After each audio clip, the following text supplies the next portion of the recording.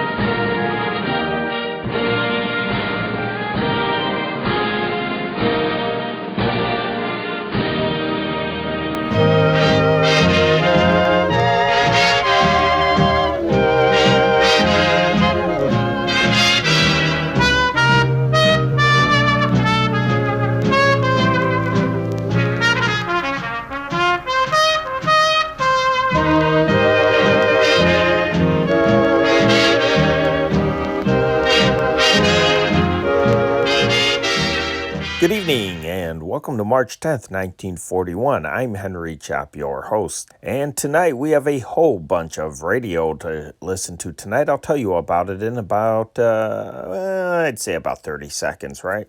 If you enjoy the content on this channel, not only subscribe, but please donate to its upkeep.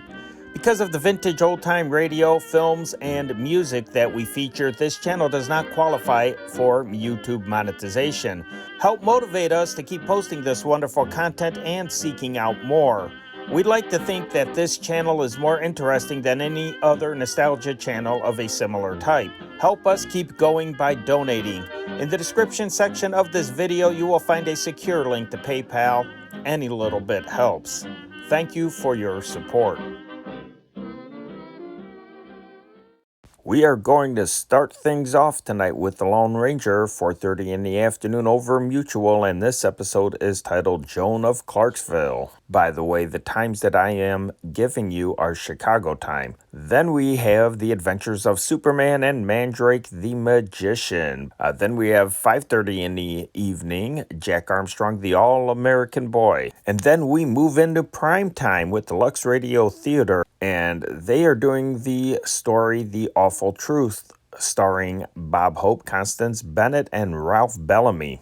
The Awful Truth was a romantic comedy originally starring, it was from 1937, by the way, a movie, and it was originally starring Cary Grant and Irene Dunn. Man, it's kind of odd having Bob Hope in a Cary Grant role. That's something you don't see every day, but that's what we have. And then following Lux, we have the Movie Radio Guide 10th Anniversary program. So kind of a radio special. It's syndicated, I believe. It's definitely pre-recorded to be played, and it has a lot of stars in this thing. One of the sketches is a Baby Snooks sketch, so you'll get to hear that for sure. That's always a classic to have that in there. Don Wilson announces, and there's just a ton of stars in this thing. I think you will definitely enjoy that. It's a half hour long, but they do cram a lot into that half hour. It's celebrating the 10th anniversary of the Movie Radio Guide magazine. How many of you guys out there have a few of those in your collection of stuff? You know, I have my grandfather's old military footlocker. He was in the 45th Division, and he went all through Africa and Europe, up through Italy, into southern France, and into Germany. But I have his old military footlocker that traveled with him, I suppose. And right now it's filled with a lot of old magazines, newspapers, and just all kinds of mementos from the war years. And I think I do have one or two movie radio guides in there. I know for sure I have a radio guide, which was the precursor to TV guide. But I'm not sure if I have movie radio guide in there. I might have one or two of those. I'd have to go through it sometime, and boy, it makes a mess when I go through that, because I tend to, once I start, I don't stop. I just look at all this fascinating stuff in there. I actually have posters, too, from Italy and such in there. It's a lot of really cool stuff. Maybe one day I'll do a separate video that has nothing to do with radio or TV, and just show you some of the stuff that I have in that thing. Anyway, you know what? You're done listening to me talk. Let's turn on this old tube radio. That's our time machine. Let's give this stuff a listen.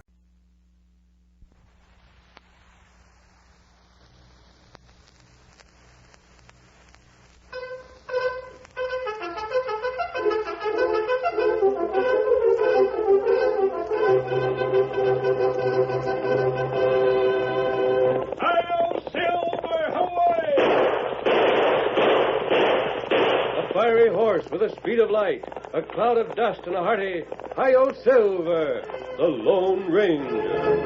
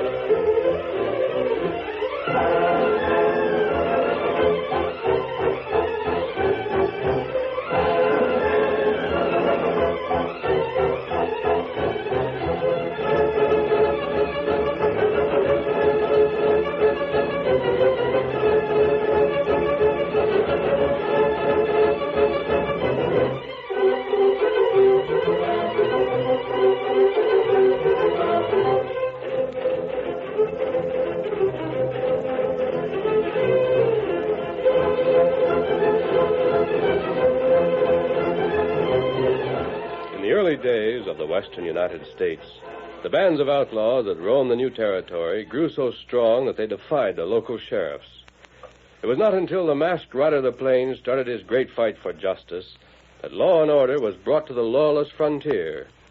His strength and courage was always on the side of right against might, and it was he, more than any other man, who finally made possible the winning of the West. Return with us now to those thrilling days of yesteryear. From out of the past come the thundering hoofbeats of the great horse Silver.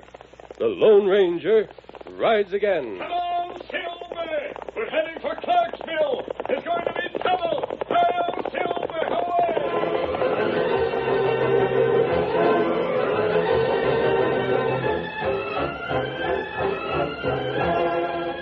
the coming of the railroad, Clarksville had achieved its destiny. A sleepy village became a booming cattle market, but it still retained many of the characteristics of a small town. The station platform was crowded every night when the train from the east was due. Cowboys and ranchers, gamblers and storekeepers mingled in the light of flares and lanterns. At last, the train steamed into the station. A girl of 18 elbowed her way through the crowd toward the coach's end. I'll clear the way for you, Miss Joan. I don't want your help, Ben. Well, whatever you say. I hear your brother's coming home from school. Yes. And I'm the only one to meet him. The first thing I had to tell Johnny is that you killed his father. You're talking to the mayor of Clarksville, Miss Joan. I'm talking to a murderer. Every one of the men who broke into the office of the Clarion is in jail. When are you going to set them free? They'll be tried by a jury. Tried and set free? You can't afford to have them punished. They took your orders. You knew about that editorial Paul had written. You were afraid to let the people of Clarksville see the next edition of the Clarion. If one man could defy you, there might be others who'd follow his lead. You were afraid of my father, Ben, so you ordered your men to kill him. That's a lie. You're a coward, too. You wouldn't dare say that to a man. Joan! Get out of my way. Here I am, Johnny. Hello, Sis. Where's Dad? You're grown. I'm grown up. Oh, I wish that were true. It is. Where's Dad? Didn't he come down to meet me? I've got a horse and buggy waiting. We'll pick up your trunk tomorrow. Something's wrong. There's nothing that's right in Clarksville, Johnny. Huh? I'll tell you. I don't want to do it here. Come on.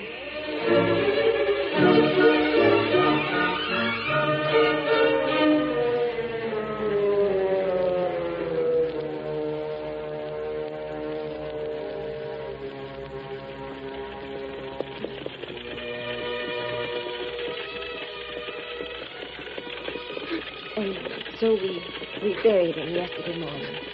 He was a brave man, John. He was a hero. You and I have to prove we were worthy to have him for a father. Oh, what can we do? We'll carry on with the Clarion. They ran our printer out of town. They broke up the big press.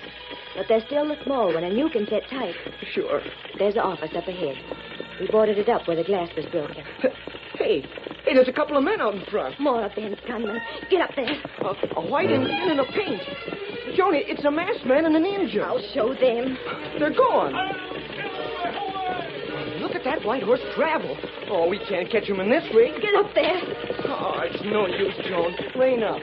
Aren't you going to stop at the office? I want to see what they did. There's other business to attend to first. Where are you going? We're heading for the valley outside of town. What for? Bob Sherman's calling a meeting for tonight. All the men in Clarksville we can trust. He's going to talk to them. So am I. You, too, if you want to.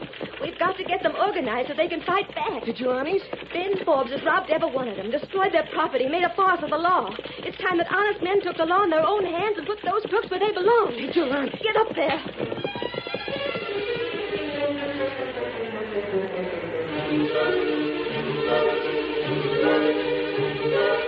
The valley was rimmed by 3 hills.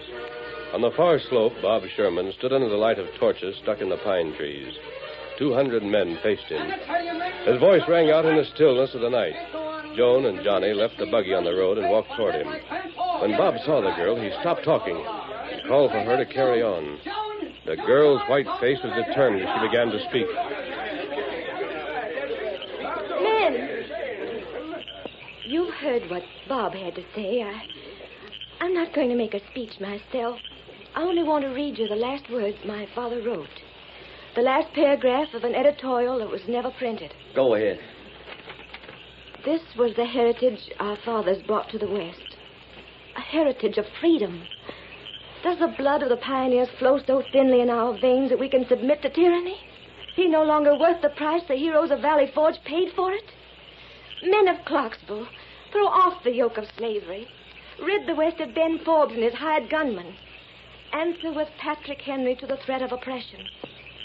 Give me liberty or give me death. My father died to bring you that message. What's your answer? It's the masked man and the ninja. What do you want here? He's one of Forbes' men. That isn't true, Joan. Me here, I'll look at him. Hello, Mackenzie. We've met before. Aye, that we have. You listen to a man, every one of you. It's the Lone Ranger.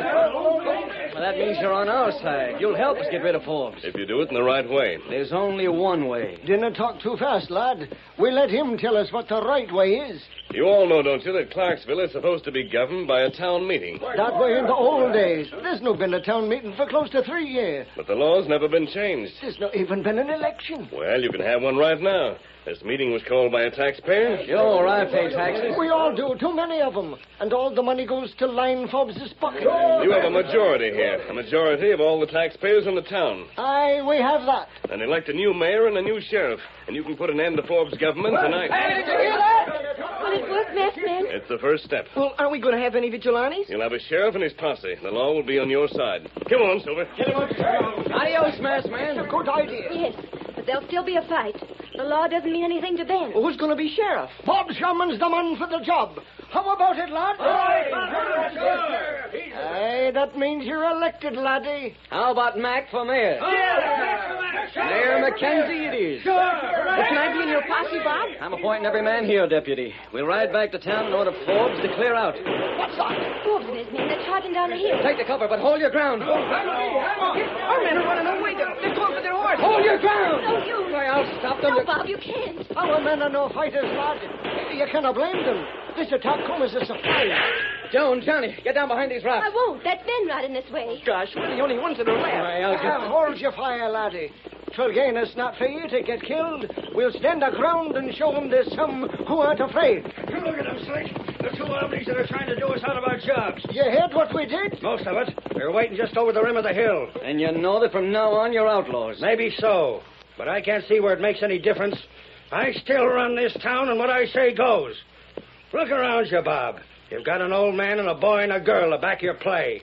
I got 100 men and 200 guns.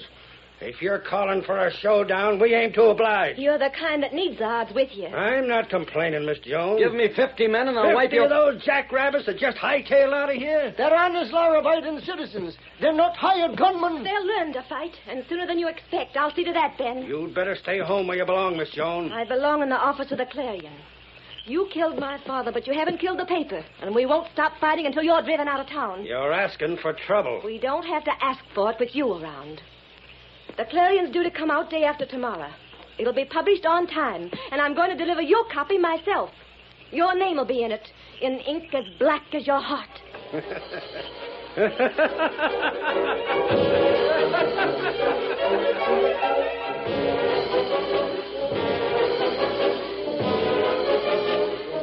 The following night, Joan and Johnny and Bob Sherman were in the office of the Clarion. Johnny was running off the last few copies of the one-page edition of the paper. Bob stood guard at the door while Joan held one of the still damp pages up to the lamp, the only light in the office. There it is. Paul's editorial and the whole story of what happened last night. It sure ought to make everybody that ran away ashamed of themselves. I hope so. Can you see the golden slipper, Bob? Yes, Are there any of Ben's men hanging around? a few, but they're just standing there. Watching the office? Hard to tell. They know what we are doing. Even if they can't see this light. I told them what we were going to do. They haven't made a move. Maybe they won't. Ben laughed at me last night. And they won't be laughing tomorrow. I wonder. After all, I read the editorial to the men we counted on, and then they ran away. There. That's the last one. 1,000 copies. Good work, Johnny.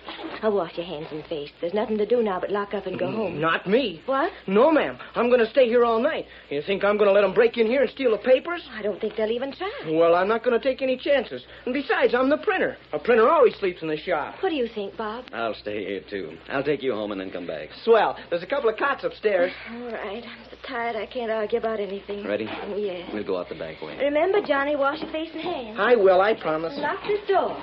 Good night. I sure will. Nobody's going to get in here tonight.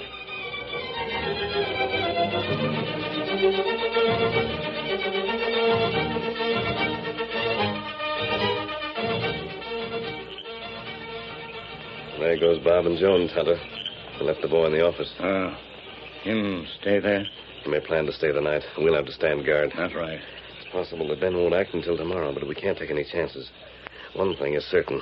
Jones defied Ben, And he won't let her get away with it. Not if he can help it. It's up to us to see that he can't help it. You see those cottonwoods in back of the bank? Tonto see. Take Silver and Scout down there. And what you do? Ben's office is on the second floor of the Golden Slipper. There's an outside stairway that leads from the ground up to it. I'm going to get as close as I can to the office and find out what he's planning to do. Tonto not like that. It's a warm night. His windows will be open. I may be able to hear a lot. It's plenty dangerous. There may not be any guards in back of the cafe. Tonto meet you here? Yes, but if I'm not back and they try to break into the office, get the boy out. Adios, Kimasabi.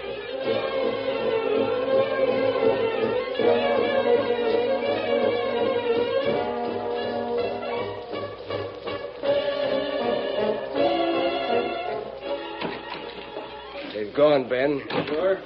Light's gone out. All right. Pick out about a half a dozen men. Get over there and clean the place up. Yeah? Wait. The paper's been printed. Bring me one. Pile the rest in the middle of the street and set fire to them. Tell the boys to start shooting. Wake up the town. Why not set fire to the building? Not a bad idea. Give 'em a real bonfire. Go to it. That paper's like blasting powder, and the girl's the fuse to set it off. If we could only get rid of her. Just say the word. Not yet. Hey, What's the matter? take it easy, boss. I saw a face at the window just then. A man with a mask. The same one we saw last night? Maybe. I'll get him. He shut out the lamp. Where's that door? I got it. There's a masked man outside. Everybody after him. Don't let him get away. Come on, boys.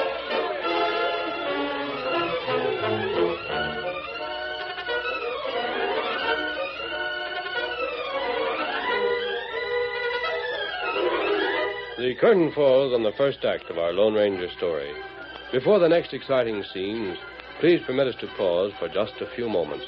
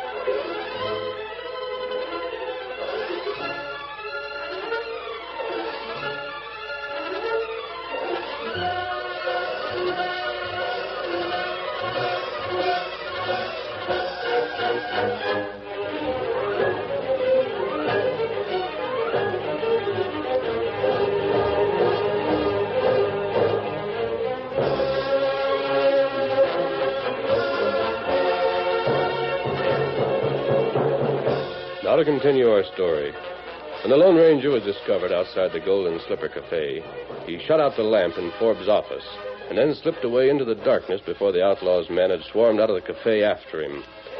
A moment later, he had reached Tonto's side at the rear of the Clarion office. What happened, Kimasabi? They saw me, but I got away. Outlaw come here? Yes, we've got to save the boy. Johnny, unbar the door.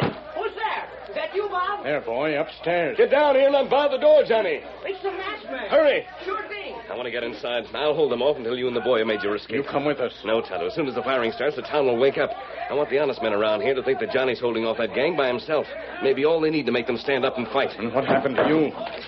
What's the matter? Go with Tonto, Johnny. He'll see that you get home safely. But I don't want to go home. Forbes' men are planning to burn down the building. Well, then I'll stay here and fight them off. You leave that to me. But what about the papers? They're all printed. I can't leave them here. Take them with you. Tonto will help you. Inside, we've got to move fast.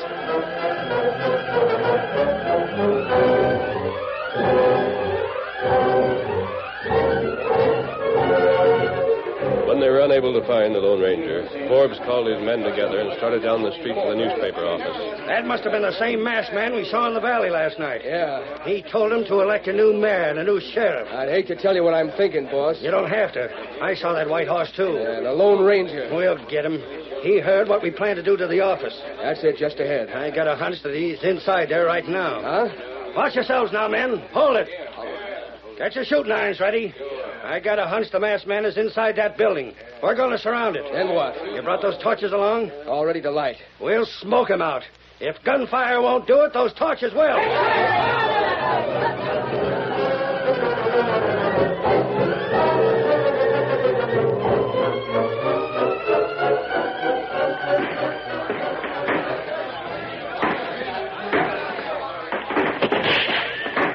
Johnny almost got me that time. He's coming close, but he hasn't hit anybody yet. Let him have it. Here comes a girl in Sherman. Calling for the kid. He must be in there, too. Coming over here. I could pick her off, boss. No, you can't shoot a woman in cold blood. How about Sherman? I got other plans for him. Slip away. Get a few more of the boys and bring them back here. Yeah? When you see your chance, grab Sherman from behind and take him to jail. I got you. Tell your men to stop shooting, Ben. You can do whatever you want to the office, but Johnny's in there. It's only Johnny. He's just a boy. Do you want to murder him? If Johnny's in there, he isn't alone. It isn't Johnny that's doing the shooting. Look up there on the second floor. Who is it? It must be. It is, Joan. It's the Lone Ranger. That's what I thought. He's raking the street with bullets. But Johnny. Light your torches, men. Watch for your chance. And throw them in those open windows upstairs. You're going to set fire to the place. No, you don't. You're covered, Forbes. Yeah? Tell your men to drop those torches and drop their guns. Get him, Slick. Look out! Oh, that's it. Drag him around and back and carry him to the jail. Here's the keys, Butch. You lock him up. I'm staying here. Let go of him, you dirty killers. Take her along, too. Grab the little wildcat. Lock her in. Leave somebody to guard the jail. That takes care of them. Hey, that fire's catching hold. Yeah. Where's the masked man? The last time I saw him, he was upstairs. Hey, who's that? An Indian riding down the street, leading a white horse. There's the masked man. Where? Just caught a glimpse of him in that window. There he is again. Ah, you didn't get him. He's getting ready to jump. Good, we got him surrounded. Boss, that white horse. He's going to jump onto its back. He can't make it. He'll break his neck. Look, he did make it. He's getting away. Shoot to kill!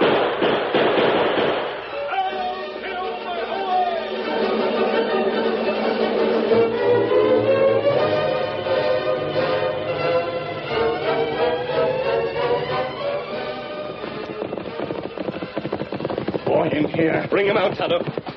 They're him now. That you, Tonto? Hurry up, Johnny. The masked man. I never thought you'd get away. Oh, we haven't yet. Where are the newspapers? Tonto have them in saddlebag. You're riding with us, Johnny. I'm going to ride Silver. Let me help you. Come on, Silver. Get on, Scout. Did Tonto tell you that Sis and Bob weren't there when we got to the house? I heard the shooting and went back to the office. Ben's gang took them prisoner. Where are they now? Tonto see men drag him to jail. We'll get them out, but we can't do it right away. Well, there they are now. That's Ben and his gang behind us. Come on there, boy. Silver and Scout get out running. We'll have to lose them outside of town and then circle back. Maybe better we wait for tomorrow. No, Tonto. Our only chance is to get Joan and Bob out of jail tonight. We'll need them tomorrow morning. Oh, gosh, we might as well give up.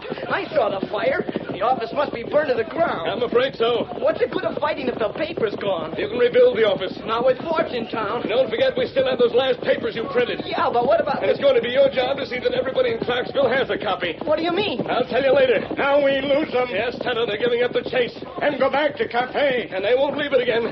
Another hour and we head for the jail. Get him up, Scout. Oh, Silver, away!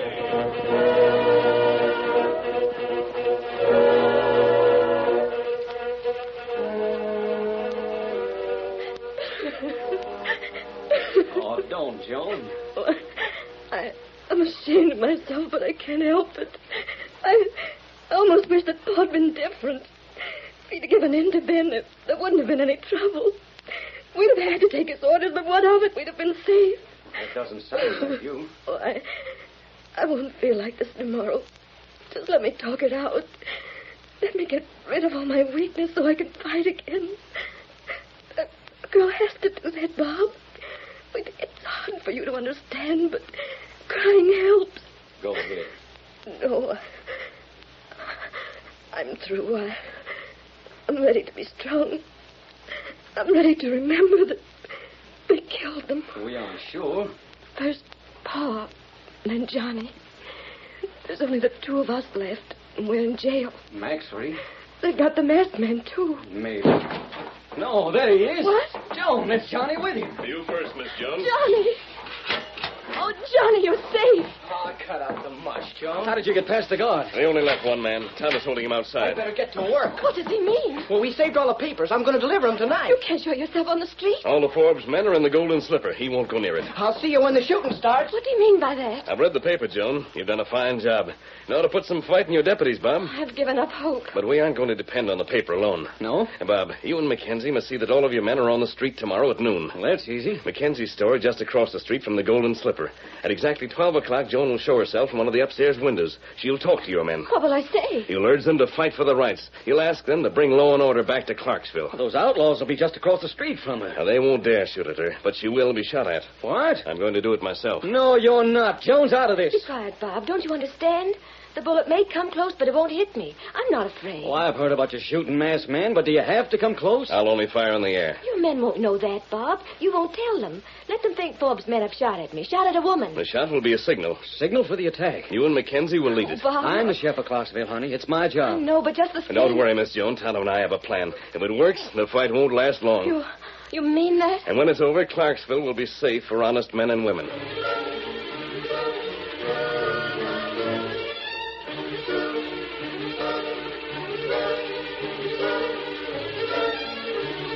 At 11 o'clock the next day, one store after another closed its doors and windows were boarded up. Most of the cafe owners followed the example of the storekeepers. The main street became crowded. Everywhere the one-page edition of the Clarion could be seen.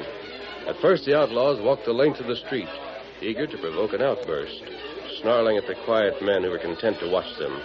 But then, as the hours passed and the street became more crowded, they retired to the porch of the Golden Slipper. A few of them appeared on the balcony above. Altogether, 100 hired gunmen, wary and ready. Bob and Mackenzie stood side by side. Time after time, the young sheriff looked at his watch. The minutes passed slowly. But at last, 12 o'clock. A window opened across from the Golden Slipper. Joan stood in full view. She raised her hand. A hush descended on the crowd. Men, I've talked to you before. It didn't do much good, but now I'm going to try again. I'm talking as a woman, for your wives and sweethearts. In a way, they're all standing here beside me. We look up to you as the defenders of our homes. We hate fighting. All we want is peace and security.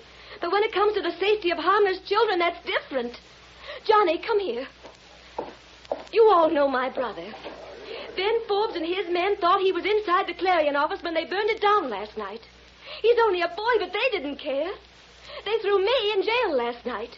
They're not men, they're cowards. They use their strength against women and children.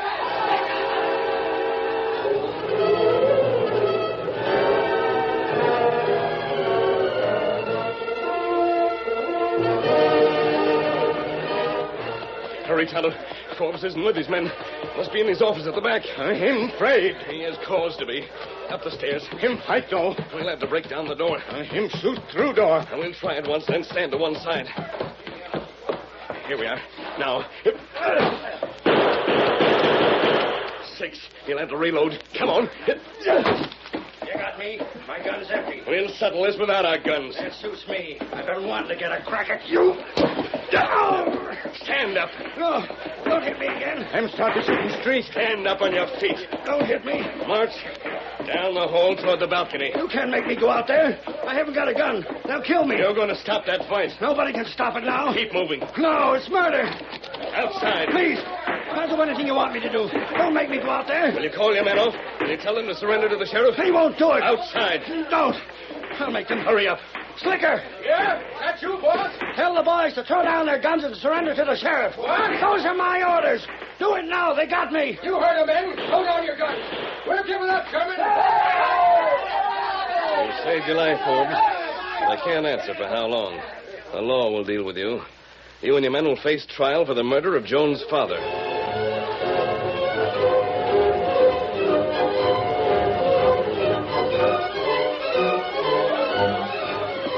That's it, men. Get them all inside. Let's hope the walls of the jail can stand it. They won't have to for long. Aye, Forbes will hang and so will his ringleaders.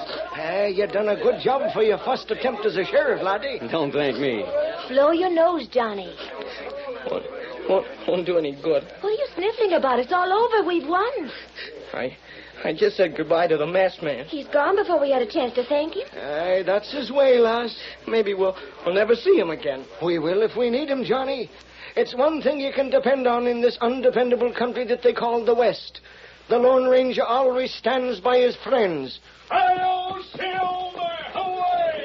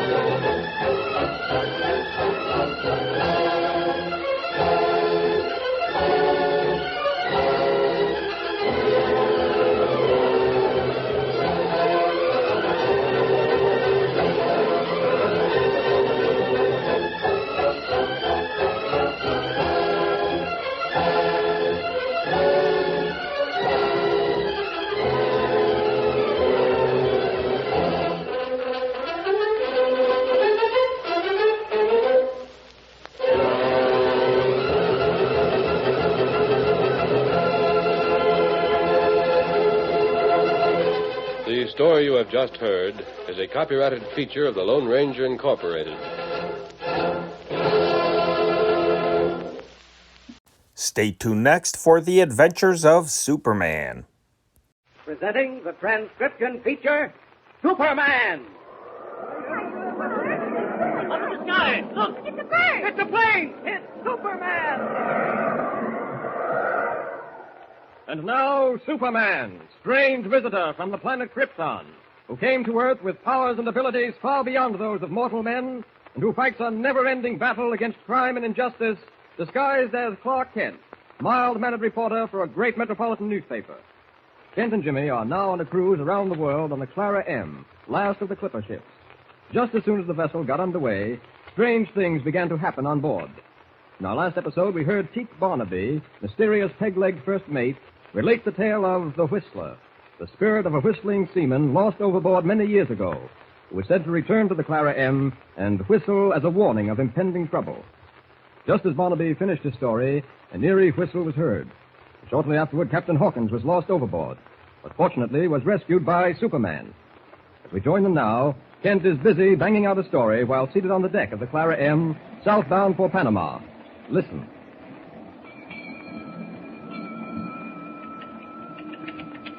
And who can say that we did not hear the Whistler? Certainly it was not imagination on our part.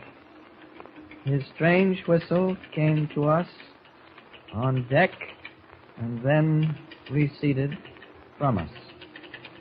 I wonder, shall we hear it again? Whether we do or not, no doubt exists that there are many adventures in store for us on our trip around... Ahoy, mate. Huh? Oh, hello, Jimmy. Just banging out the last few lines of my first article for the Daily Planet. You sure ought to have enough to say in it. Boy, the things that have been happening aboard this ship. Well, I've had to play some of it down, such as the captain falling overboard. Play it down? Mm-hmm. What for?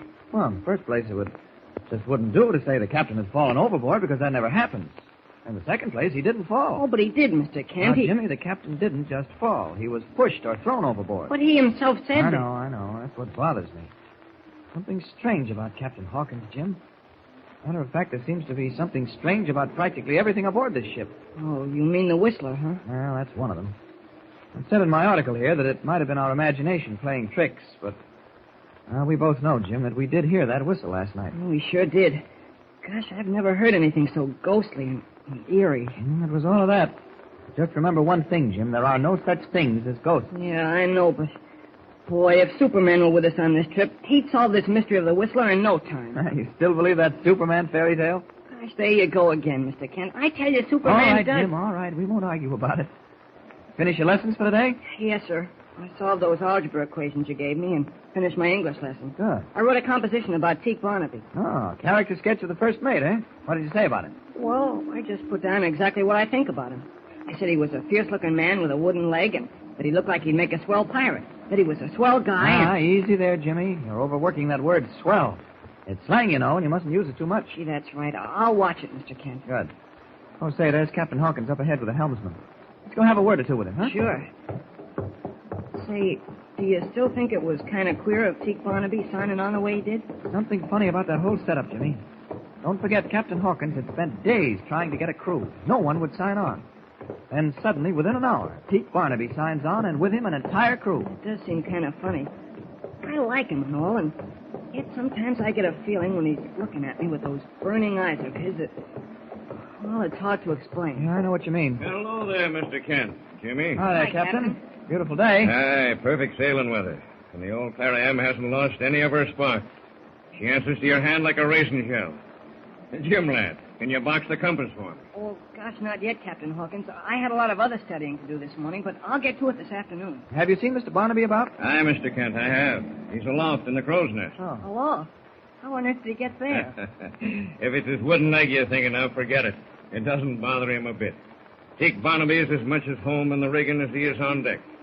Hey, look, laddie, how would you like to take the wheel? Me? Aye. Oh, gosh. Councilman, let the lad take over. Captain, are you sure it'll be all right? Aye, she handles like a baby, Mr. Kent. Nothing to fear. Keep both hands on the wheel now, Jim, lad. Gosh. What? She's alive. I can feel the whole ship pulsing and pulling. Aye, lad. You've got to take the wheel to know your vessel. Easy there, lad. Easy, steady she goes. Gosh. That sail up there started to flap something off. You've got to keep the wind abaft the beam, lad. Oh, yes, sir. Aye, sir. That is... Before you let Jim do any real steering, Captain, you better explain most of these nautical expressions to us. Aye, if we're not careful... Look out! Quick, man! Great Scott. What happened? That belaying pin came down from aloft. Struck the deck where I'd been standing. Mr. Kent, if you hadn't pulled me out of the way, I'd be a dead man. Aloft there, you blasted benighted son of a Christian! Aloft! That's you, Mr. Barnaby! On deck, you... Oh, if only the lad wasn't here so I could express myself. Here comes Mr. Barnaby now. Gosh, look at him slide down that rope. Sheet, lad, sheet, not rope. And mind your helm. Support, support. I don't know what to... Helmsman, take over. All right, lad, I've got it. Well, mister, what have you to say for yourself?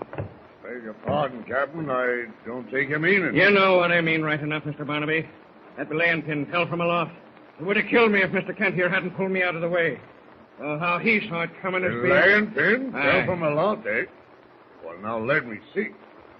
Well, blast my eyes if it ain't gone. Gone? What's gone, Mr. Barnaby? Why, sir, I stuck a belaying pin in my belt before going aloft, and it ain't there now. Must have fallen out. Such carelessness is inexcusable, man. I'll not have it aboard my ship. You understand? Aye, sir. Blast my eyes, I can't fathom it. I've never dropped a belaying pin before. Be careful you don't again. Huh? Oh. Aye, sir. I want the foretopmast staysail drop. Lay forward to the men, Mr. Barnaby. Aye, sir, aye. Way, Kip! Way! Well, I can't thank you enough for saving my life, Mr. Kent. I must say you were on the alert. Yes, Captain. Something we'd all better learn to do aboard this ship.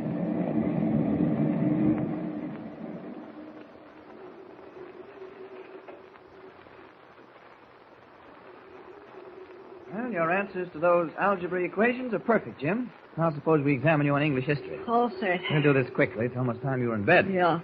I sure am sleepy. Must be the salt air or something. Probably.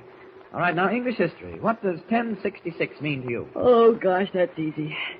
In 1066, Edward the Confessor died and Harold was chosen king. During that same year, Harold defeated the King of Norway at Stamford Bridge. Then later, William, the Duke of Normandy, defeated Harold near Hastings. And that's really the most important thing that happened in 1066 because it marked the beginning of the Norman conquest of England. That's fine, Jimmy. Now, tomorrow I want you to read the next chapter, which takes up the completion of the Norman conquest. Okay, but right now, Mr. Kent, if you don't mind, I'm going to hop into bed. I'm kind of tired. All right, Jimmy. I'm going to step out on deck for a breath of air before I turn in. Uh-huh. Well, good night. Good night, Jim. The air's good. Beautiful night. I'll just take a walk about deck. 4 bells. 10 o'clock. Funny, I can't get that incident of this afternoon out of my mind. Doesn't make sense. Barnaby letting a belaying pin fall like that and then pretending he didn't know it had fallen. Hello. Sounds like Barnaby now. Talking to someone in the shadow of the poop deck. I don't think it would hurt to find out what he's saying. I'll just slip along quiet. You're told, Limey. Is that understood? You'll do as you're told. I'll tell you, I heard the finest day it was. A ghostly whistle if ever I heard one. It took me to coming aboard this ship, Bones, but you took me out of getting over to help me. Mention that name of Bones again, and I'll break your neck. My name's Barnaby aboard the ship. Teak Barnaby, and don't you forget it. Barnaby or Bound is all one with me. As long as I get off this tub. Blast my eyes, Limey, I've a good mind to... Now, you listen. I'm paying you and every man jack aboard a good price for what you're doing. And I'll not have you spilling your mouth about ghosts and such things. You'd best take care, Limey, or it'll go hard with you. Oh, with Barnaby the son of the ship in the first place. You're on now, and you'll do as I say. I'll get below. Let me take your... Get below. Aye. Spoil my client, would he? Not while I'm alive and kicking. Oh. That you, Mr. Kent? Yes, Barnaby. Good evening. Taking the air, are you? Before turning in? Yes. Well, good night to you, sir. Good night, Barnaby. Good night.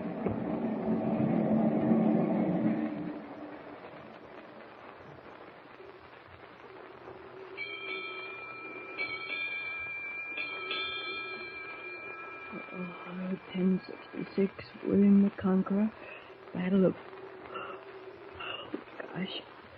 I've been trying to get to sleep ever since Mr. Kent left the cabin over an hour ago. Thought I was sleepy, too. All those dates of English history keep running through my mind. Gee, kind of mysterious lying here in this cabin with the creaking. What? That sounded like... It is. A whistler.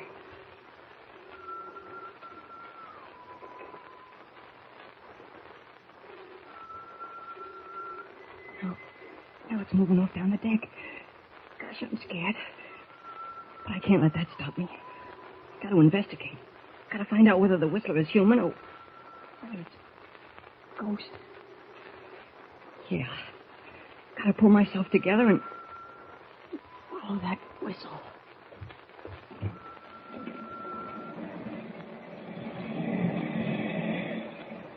Well, the plot certainly thickens. What will happen to Jimmy as he follows the whistler? Will he solve the mystery? And what was the meaning of the conversation between Barnaby and Limey? Be sure to hear the next thrilling episode of our mystery story with Superman. Tune in the next thrilling installment of the transcription feature, Superman. Up in the sky, look! It's a bird! It's a plane! It's Superman! Superman is a copyrighted feature appearing in Action Comics magazine. Stay tuned next for Mandrake the Magician.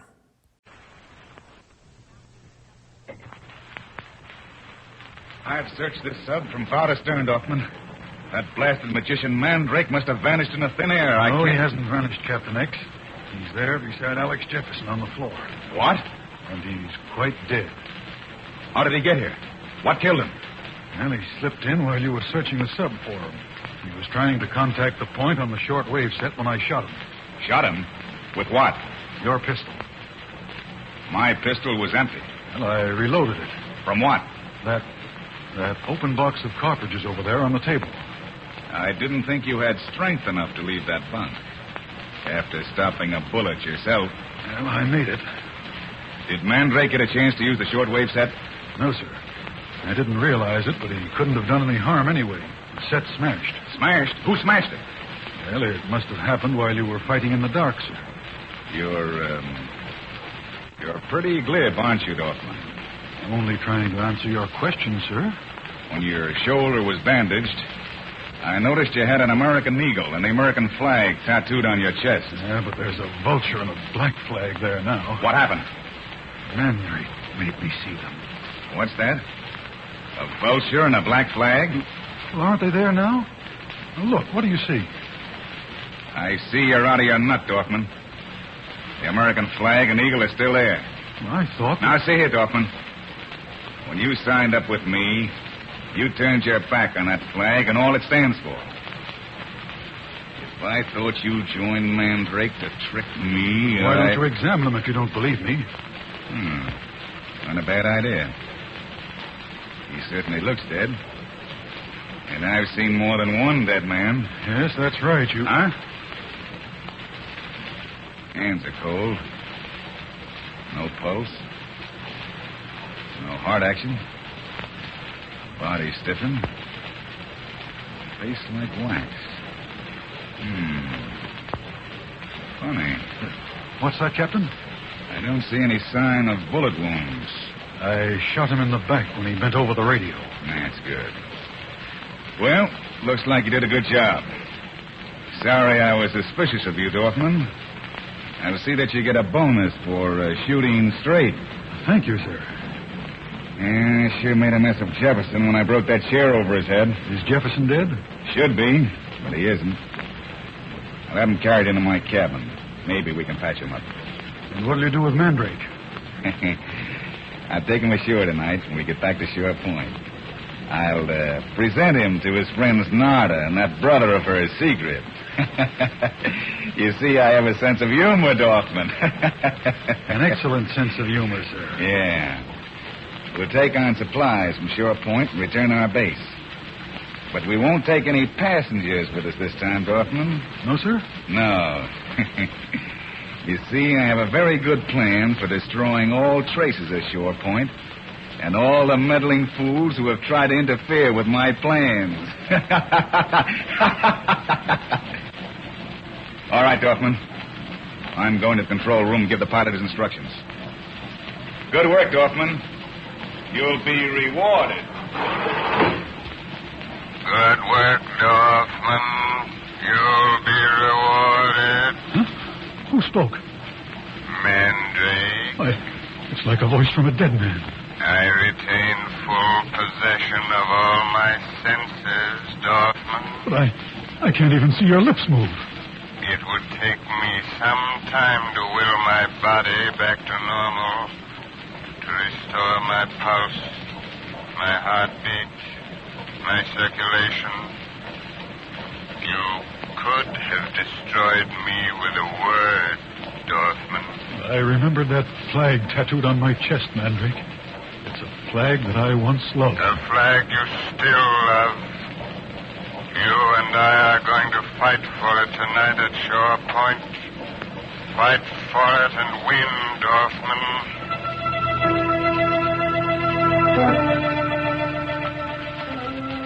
Now, at Hurricane Inlet, as Lothar and Tommy prepare to notify the authorities on Stump Walter's radio... Get behind me, Tommy. Somebody shoot at us from open window. Not at us, Lothar. The short wave set. Look, they blasted it right off the table. Yeah, and I'll blast you and the kid right out of your hides if you try any funny business. It's Barracuda. Me, Pix. You stick your hands up in the air, big fella. High. Unless you want me to pump a couple of shells into you. This is Stump's repeater. And from the way she blew that radio off the table, she must be loaded for bear. You gonna put 'em up? Lothar put hands up. But sometime me, Fix. What did you do to Stump? Just tapped him on the head with a gun butt. He's laying out there. An old man with a wooden leg. Oh, gosh, but you're brave. Don't crack, Sonny. If you know what's good for you. Say, how did you two guys get here? We get tired being on submarine. We come ashore for picnic. Oh, a wise guy, huh? You answer me, kid. Well, No double talk. Come on. Is it all right to tell him, Lothar? Sure, Tommy. No can do harm. Now speak up, Tommy. You got Papa's permission. Mandrake sent us out through the submarine escape chamber. Yeah? Well, Captain X is going to be surprised to see you again. He thinks you're shark meat. We fooled Captain X. Yeah, well, you ain't going to fool me, brother. Looks like I got here just in time to keep you from pulling the Federals right down on the whole works. Master fix you. Lothar only got muscle. Master got brains. Yeah, he must have if he's depending on you to pull him out of this jam. All right, here, kid. Catch this roll of wire. What do you want me to do with it? Wire Lothar's hands behind his back, and I'm watching it. Then we head back for Shore Point to my boat. Nada will be glad to see you.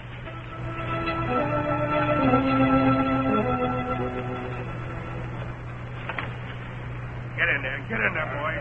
Welcome to Shore Point. Well, I got company for you, Narda. Are you glad to see him? How do you expect her to answer with a gag in her mouth? Well, I'll fix that. There you are, baby. Lothar, Tommy, so glad to see you both alive.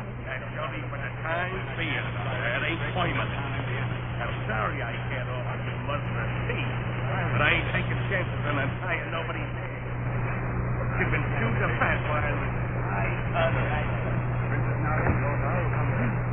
We'd all come in the same path. My brother Pete was throwing a gag in the next room. We can't do a thing. We got our hands wired behind our back. I know, Tommy. Listen, have you any idea what's happened to Mandrake? Master's still on submarine. Thought he had some short wave just before Barracuda fellas pick us up with guns. You talked to him?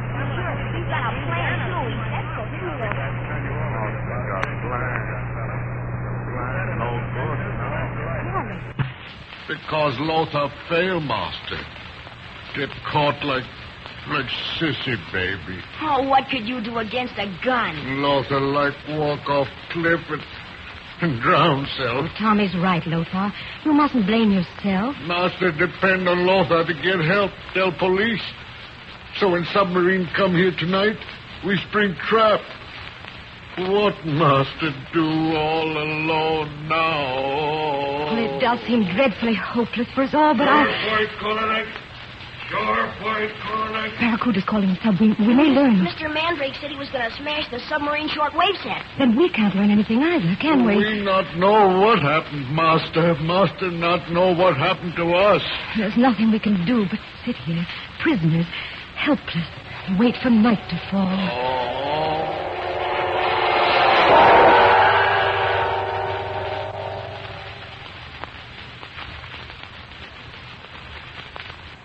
Stay tuned next for Jack Armstrong, the All-American Boy. Jack Armstrong, the All-American Boy.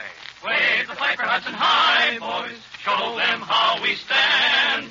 Ever shall our team be champions, known throughout the land. Wheaties, Breakfast of Champions, bring you the thrilling adventures of Jack Armstrong, the All-American Boy. Greetings, Mr. Mac. Hello, Larry. What have you got in that little old bottle? Why, that's my genie. Genie? Why, sure. I keep him in this bottle. He knows everything and can do anything. When I want to ask him something or have him do anything, I just take out the cork out of the bottle and out he pops. I saw one in the movies, and I figured that whatever they can do in Hollywood, I could maybe do right here. Like to meet him? Well, I don't know, Larry. Oh, here. I'll just take out the cork.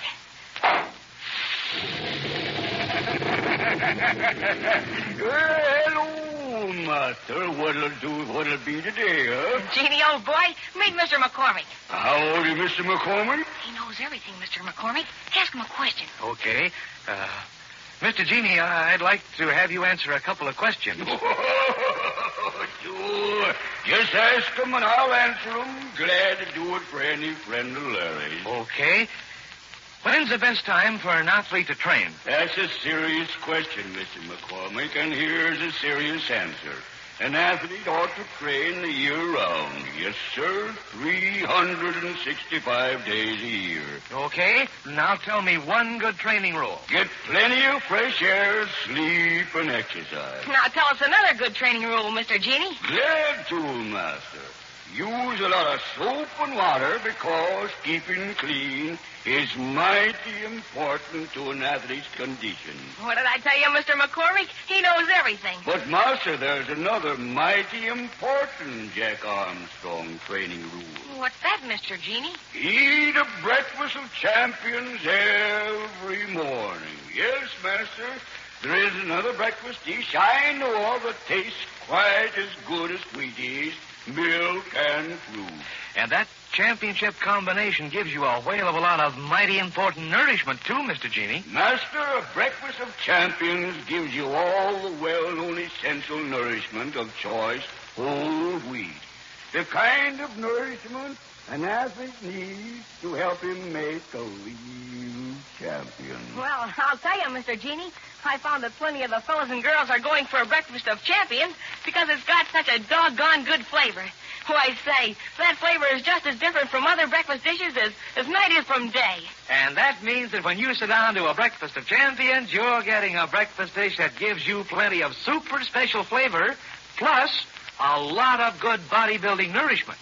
That's why I advise every fellow and girl who has natural ability in sports to start following Jack Armstrong's training rules right away. And say, the best way to start is by asking Mother to serve you Wheaties, milk, and fruit tomorrow morning. Ask her right now, won't you?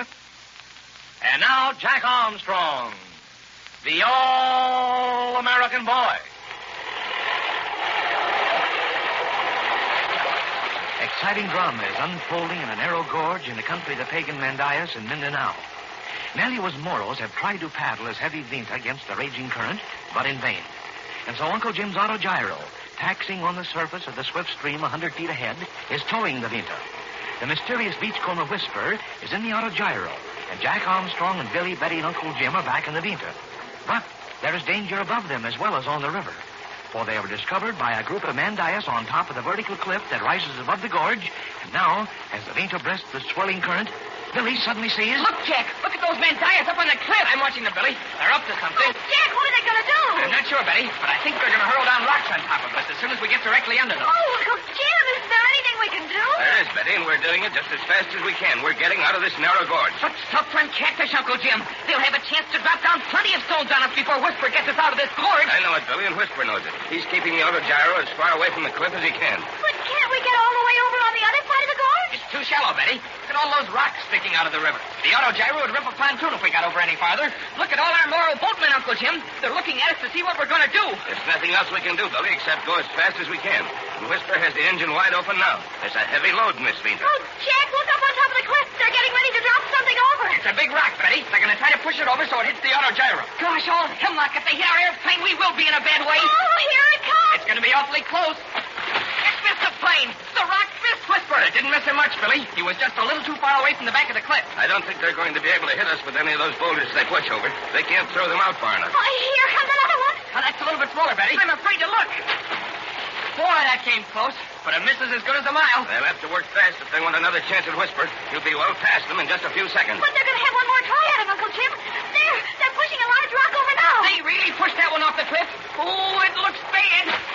Wow, that was bad. It didn't miss the plane by more than a foot or two. Well, that's all they can do to hurt Whisper in the auto gyro. No, it's not, Uncle Jim. They're throwing smaller stones at him. Look at them splash around it. Oh, if one of them should ever hit him. It'd have to be a direct hit on Whisper to do much harm, Betty. They might punch a hole or two through the fuselage, but they aren't apt to do much damage. It's a good thing the auto gyro hasn't any wings. A rock through a wing might break a strut. Oh, Uncle Jim, we're almost directly under the Mandias now. They're getting ready to throw stones down on us. Betty, crawl under the seat. There's just room for one person there, and it may save you from being hit. Oh, Uncle Jim, I don't want to be the only person to be protected. Do as I say, Betty. You can't do us a bit of good by getting hit yourself. Quick now, crawl under the seat. All right, Uncle Jim, but it makes me seem like an awful coward. Jumping Jiminy, Betty. Don't worry about that. If there were room for me, I'd be there, too. Me too, Betty.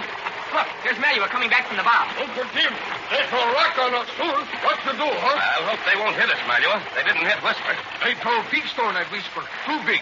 They know better now. They throw small stone at us. Maybe they hit, they kill us. But suffering catfish, Malua, what can we do about it? He'll show you, Billy. Ochita, en maya de coleta and sang, sarango! Well, I'll be... Look, Uncle Jim, we've forgotten all about the Moro shields they keep under their seats. They're getting them out now. Jumping Jupiter, Jack, they're just a thing. Why, they're long and narrow, and we can hold them right up over our heads. I'm afraid they'd crush him, too, if a fair-sized stone hit one of them, Billy. No, Uncle Jim, you're wrong. You hold overhead. You hold tight overhead. Stone hit shield, you safe. Stone will break shield. But we don't want to take a shield away from any of your Moros, Malua. That's all right, Jack.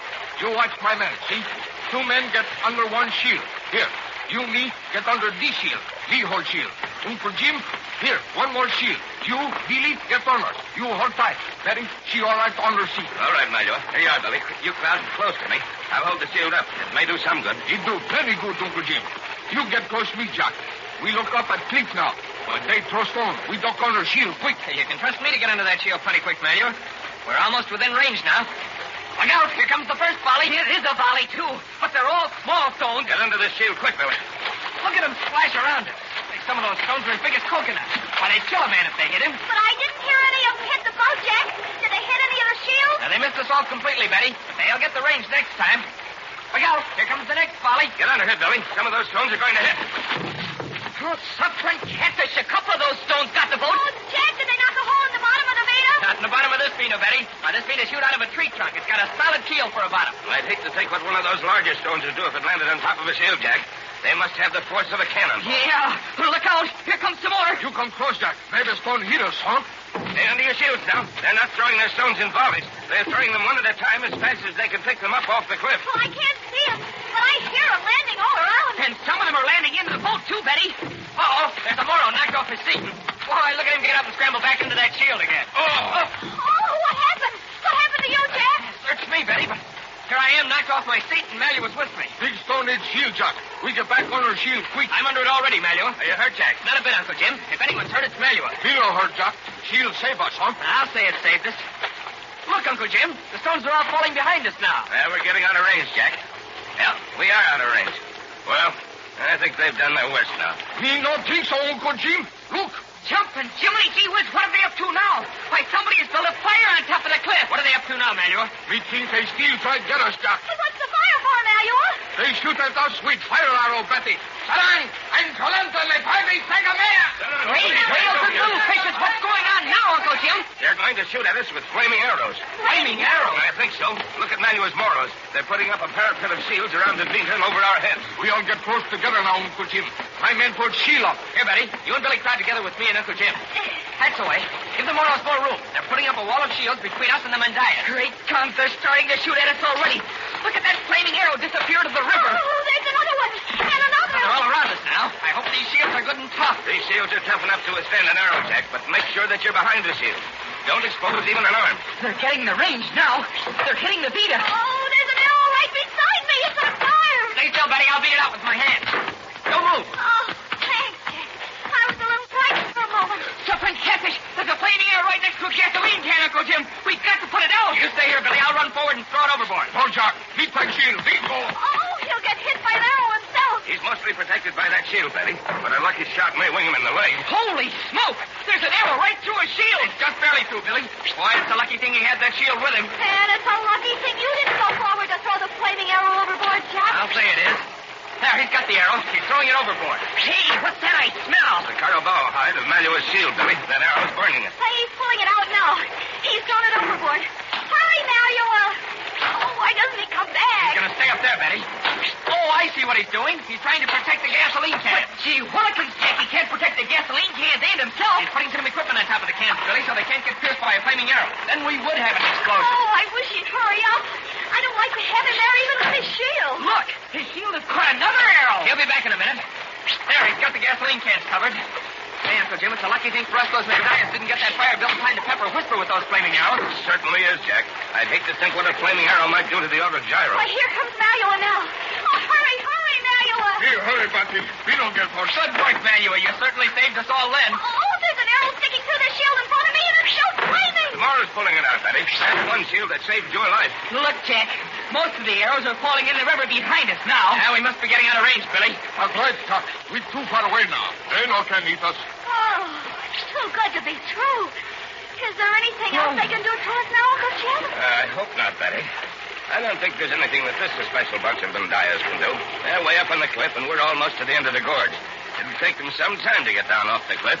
They know what us now, Uncle Jim. They no come close us. They very much afraid of Moro. My men guard you. But holy mackerel, Manuel, you've only got a couple of men with you. You can't guard us against a whole tribe. No, Billy, but Uncle Jim got big eagle duck-flap wings. Oh, you mean the outer gyro? Yeah, we still got that. But I don't know how long we'll have it if they shoot flaming arrows at it. Look, Uncle Jim, we're at the end of the gorge.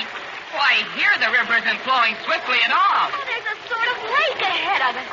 And it's just as smooth and quiet. Well, that little lake must empty through this gorge, Betty. I see that whisper is turning toward the shore. Hey, wait a minute. What's that, Uncle Jim? What's that terrible-looking thing waiting for us on the bank? Oh, it looks like half man and half beast. And it's jumping up and down and waving its arms. Suffering catfish, it's got horns on its head. Why, it's got the head of a carabao, and the rest of it looks like a crocodile standing on its hind legs. Say, that must be the Bagani. You're right, Jack. That Bagani. That big medicine man or tribe. In come down, scare away, eagle and flap wing. Oh, but what will he do if the eagle isn't scared away, Uncle Jim? I don't know, Betty, but we'll soon find out. Whisper's taking us right over.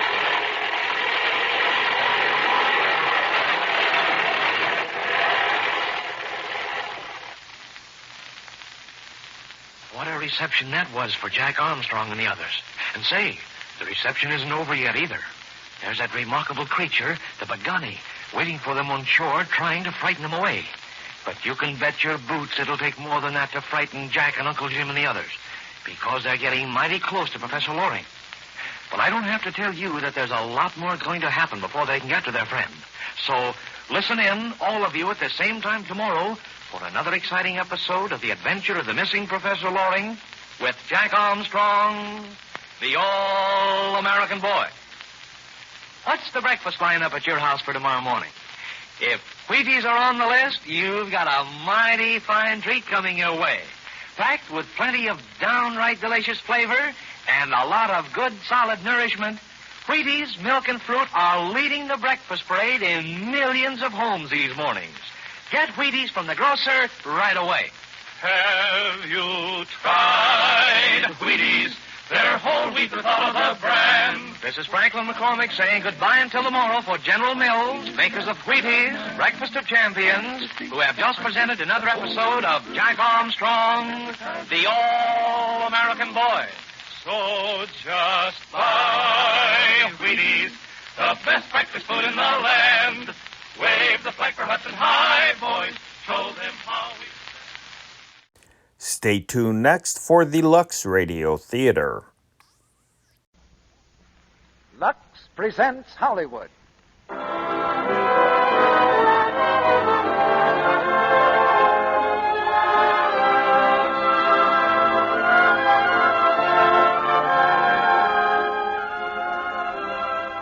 Lux Radio Theater brings you Bob Hope, Constance Bennett, and Ralph Bellamy in The Awful Truth. Ladies and gentlemen, your producer, Mr. Cecil B. DeMille.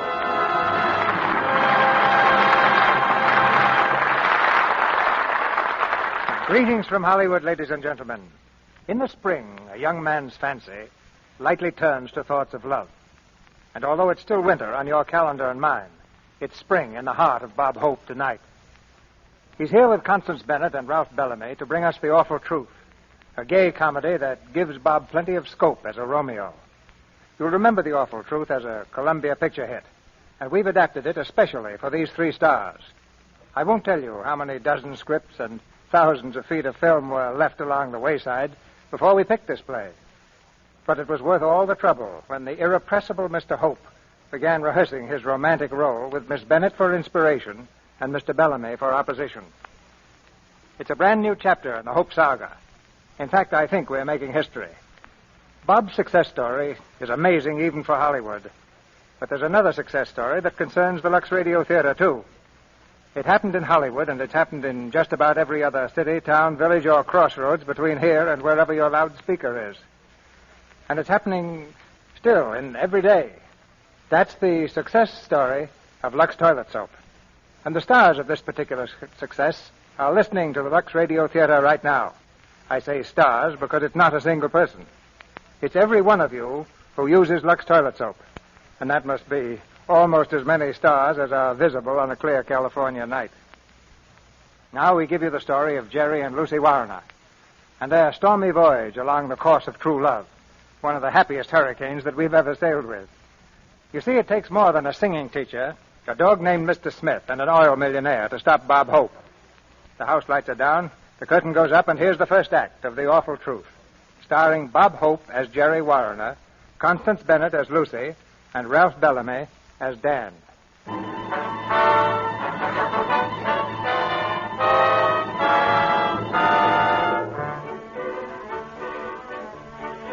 The sun lamp room of a Manhattan athletic club. Hank, the attendant, is busy piling towels on the shelf as a young man in gym trunks makes a hurried entrance. The young man is Jerry Warner. Jerry is tall and usually has a healthy look about him. But just now, his skin is the color of old parchment, and there are two beautiful dark circles beneath his eyes, and they are not from overwork. With a sigh and a groan, he stretches out on the table.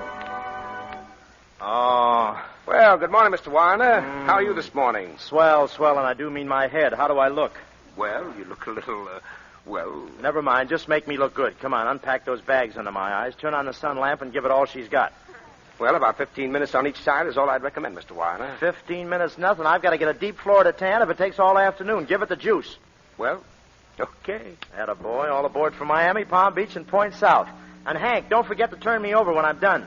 Hiya, Jerry. Hiya, Frank. I heard you were in here. Thought maybe you'd like to play a little squash. Squash. That's all I need is a little squash. I haven't even got the strength to squish. Hey, you're awfully white-skinned for a guy who just spent 2 weeks in Florida. How come you didn't get tanned anyplace? Large smoke glasses. Oh. What did you do down there? Carry a parasol? Or didn't you go? Careful. Don't let an idea like that get around. Oh, I get it. Pulling a fast one on the little wife, huh? Look, Frank, I'm surprised at you. I'm supposed to have been in Florida. Now, suppose one of Lucy's friends say, why isn't he tanned? Lucy's going to be embarrassed. Well, I'm going to be tanned, and Lucy's not going to be embarrassed. And what my wife doesn't know won't hurt her. Or me either. Oh. What was it, a poker trip? Sure, a fella's got to bust out once in a while, assert his independence. Boy, did I assert it. You certainly look it. But I'll bet you wouldn't like Lucy to pull a stunt like that on you. Why not? A person doesn't have to stop being an individual just because he gets married. Maybe. Anyhow, how about coming over to my house for breakfast? We were all out late last night, and some of the gang are stopping by. I've got a much better idea. Everybody come to my place. Lucy will fix up a swell breakfast for us, and maybe after we can leave the women flat and play some golf. What do you say? I'm convinced. See you later.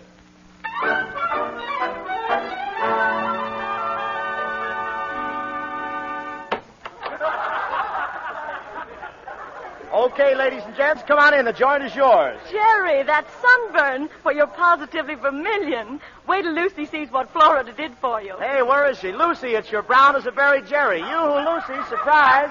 You-hoo, Lucy.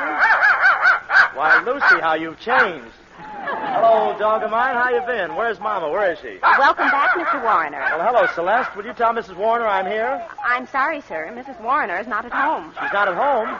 Wait a minute, folks. Quiet. Say, where'd she go? Well, I don't know, sir. She said she was going to a music recital. Well, when did she leave? I'm not sure, sir. I think last night. Last night? No one could take that many encores. You mean she hasn't been home since... Okay, never mind. What's the matter, Jerry? No welcoming arms to greet you this trip? Oh, mind your own business, will you? Come to think of it, she probably ran up to her Aunt Patsy's cabin in the mountains. She usually does if she gets lonely. She's got beaver blood in her. Suppose her Aunt Patsy wasn't home. I get it. Very funny. I'm up to my neck in funny people. No, seriously, I wish Lucy would go out and get some fun for herself now and then. Do her good. That's the trouble with marriage. People are always imagining things, and the next thing you know, they end up in a divorce court. The broad-minded man from Miami. Well, if you think you're going to get a chance to prove my broad-mindedness, you're crazy. She's up at Aunt Patsy's cabin, and I'll bet on it. Saying, is that a spot? Hello, everybody.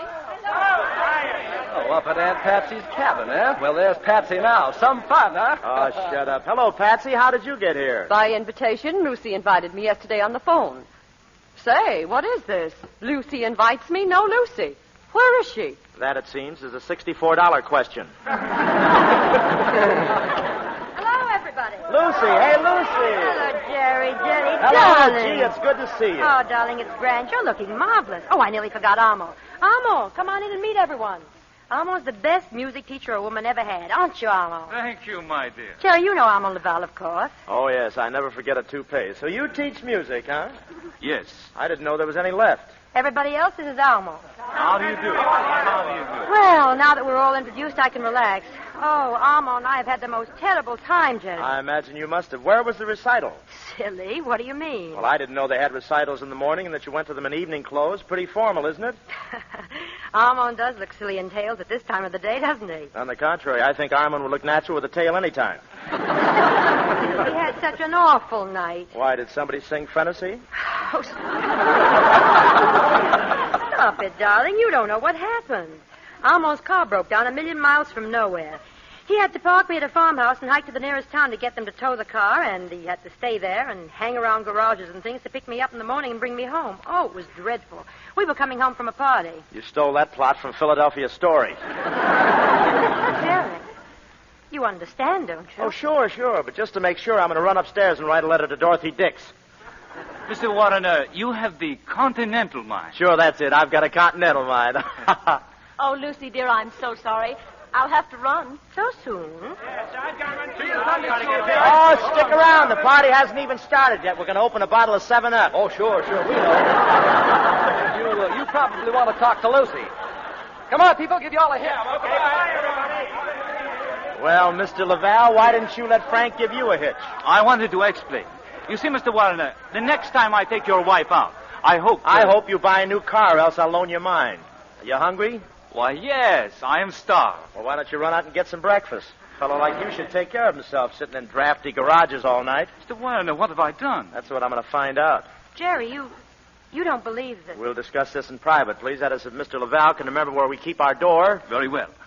Perhaps it is best this way, Lucy. Will I see you soon? Of course. It has all been so perfect.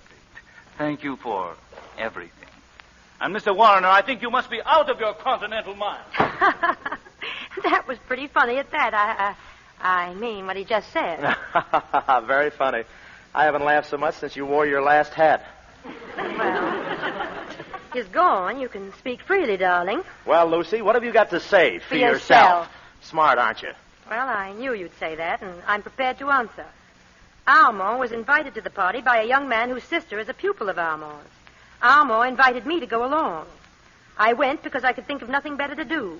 Believe it or not, I was lonely. And then the car broke down. Yes, his car is very old. So is his story. I've used it myself. Before we were married, I mean. Do you want me to go on? Sure, let's have all the morbid details. I've got a grudge against myself. What happened next? Well, I stayed at the farmhouse. I slept badly because of insufficient blankets. Twice during the night I sneezed. Now, let me see. Was there anything else? Yes, the rooster said Gesundheit. Lucy, this situation isn't as amusing as you think it is. If you had the sense to see it, you'd know that our marriage is teetering on the edge of a cliff while you're trying to be funny. I guess our marriage doesn't mean anything to you. Maybe you have no sentiment left for me. Look at this on the table, a letter I wrote you from Florida. You didn't even open it. Oh, I'm sure you wrote the letter, darling. But are you sure you mailed it? Wasn't it some friend of yours in Miami? What are you talking about? Darling, I don't like to be unpleasant, but you weren't in Florida. Don't change the subject, at least not in that direction. You weren't in Florida, and you weren't in Montreal that time you said you were going there. Once you even had the letters mailed from the wrong place. Dear Lucy, Charleston is such a quaint city. If you were in Charleston, how come you mailed this letter from Perth Amboy, New Jersey? Well, I always take a walk before breakfast. But you can't justify your behavior by insinuating things about me. But I haven't any behavior to justify. I've just been unlucky, that's all. You came home and caught me in the truth, and, well, it seems there's nothing less logical than the truth. Oh, a philosopher, eh? You don't believe me? How can I believe you? Listen, Jerry, don't you see that there can't be any doubt in marriage? The whole thing is built on faith, and, well, if you've lost that, you've lost everything. Yeah, and I suppose when that's gone, the marriage is washed up, isn't it? Do you mean that? Sure.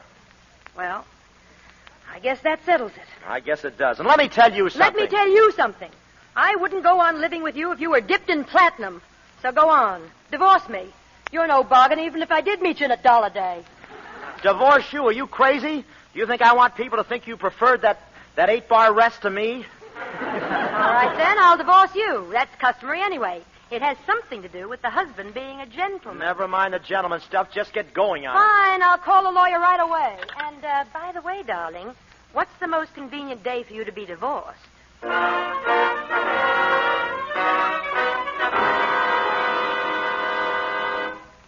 Case of Warner versus Warner, the court grants an interlocutory decree of divorce to the plaintiff, Lucy Warner. Divorce, if not further contested, will become final in 90 days from this date. That'll be all. One moment, Your Honor. There's one matter still unsettled. According to my client, Mr. Warner, it's the matter of... It's the matter of Mr. Smith. Yes, Your Honor, Mr. Smith. And who is Mr. Smith? Mr. Smith is, he's their dog. Mr. Smith is my dog. He's mine. He is not. Silence. But Mr. Smith belongs to me, and she's got him. I told you to keep quiet. Oh, ignored him, Your Honor. I told you he was impossible to get along with. Don't listen to Mrs. Warner. The dog is mine. I bought a license for each of them. Quiet. Oh, dear, he's mine. Let's have the facts now. The animal at present is in Mrs. Warner's possession. Mr. Warner wishes to have him because... Because he's mine. He is not. He is so. He is not. He is so. He is. This seems to be a custody case. In custody cases, we frequently permit the final decision to rest with the dog. Yeah, but suppose he wants to live with both of us. Which end will I get? As if I didn't know. Silence. Bailiff, have the dog brought in. The custody of the dog will depend upon his own desires. And let me warn you, neither of you must use any false means of influencing the animal's decision. Unfasten the dog, please. Now, you may each call the dog. Come on, fella. Come on, Mrs. Come Smith. to me. Come to Mama. I'm making over a can of dog food. Come to Papa, boy. Mama. Here's Here. Mama, boy. Never mind, Mama. Come to Papa. Here. Hey, come back here. Come back here, Smith. You know who's good for you, don't you? Mr. Smith came to me, Your Honor. Custody of the dog is awarded to Mrs. Warner. What? Wait a minute. Silence. I object. That dog is you. He's suffering from amnesia. Silence. Court is adjourned. Good day, Your Honor. You. Wait a minute. Come back here, you. You mean me? Yeah, what's that Mr. Smith has in his mouth? Why, it looks like a rubber bone, doesn't it? Well, it ain't no upper plate. Where'd he get it? I always knew it was his favorite bone. Where'd he get it? Well, how would I know? You'd stoop to anything. You hid that bone under your handbag. Mr. Smith smelled it and came in on the beam. You think you're going to get him away from him like me like that? Get him? I've got him, darling. Bye.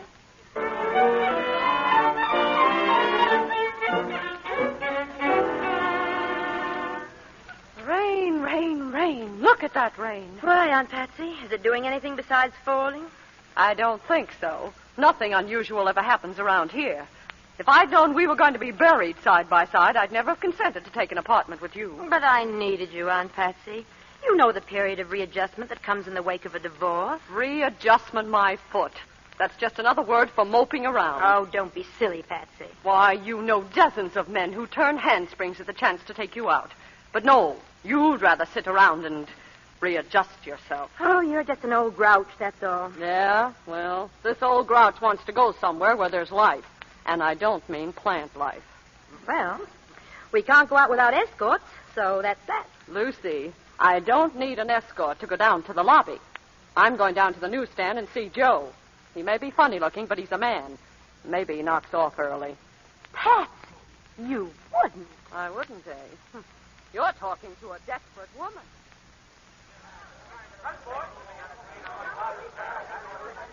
Well, I guess I've read pretty nearly everything here, Joe. Oh, gee, I'm sorry, ma'am. And I'm so bored. It's too bad they stopped printing zippy stories. Yes, ma'am, that's what my wife says. Oh, your wife. Well, that settles that. Pardon me, but did that copy come in of the Tulsa, Oklahoma Bugle? Sorry, Mr. Leeson. I guess maybe there's something wrong with the mail. Oh, that's too bad. Shucks. Looks like I won't find out how we did at the rodeo. Oh, how do, ma'am? Oh, how do you do? Hope you don't think I'm fresh, ma'am. My name's Dan Leeson, room 1214. Me and my ma see you coming in and going out sometime. Oh, we've noticed you, too. No fooling. Well, say, who's that beautiful girl who's with you sometimes? She has a dog and, well, she's beautiful. That's my niece, Lucy. She's just a little homebody. No. Say, I wonder if you'd do me a favor. Why, of course I would, Mr. Leeson. What is it? Well, I'm a stranger in town, and me and my ma don't know any folks.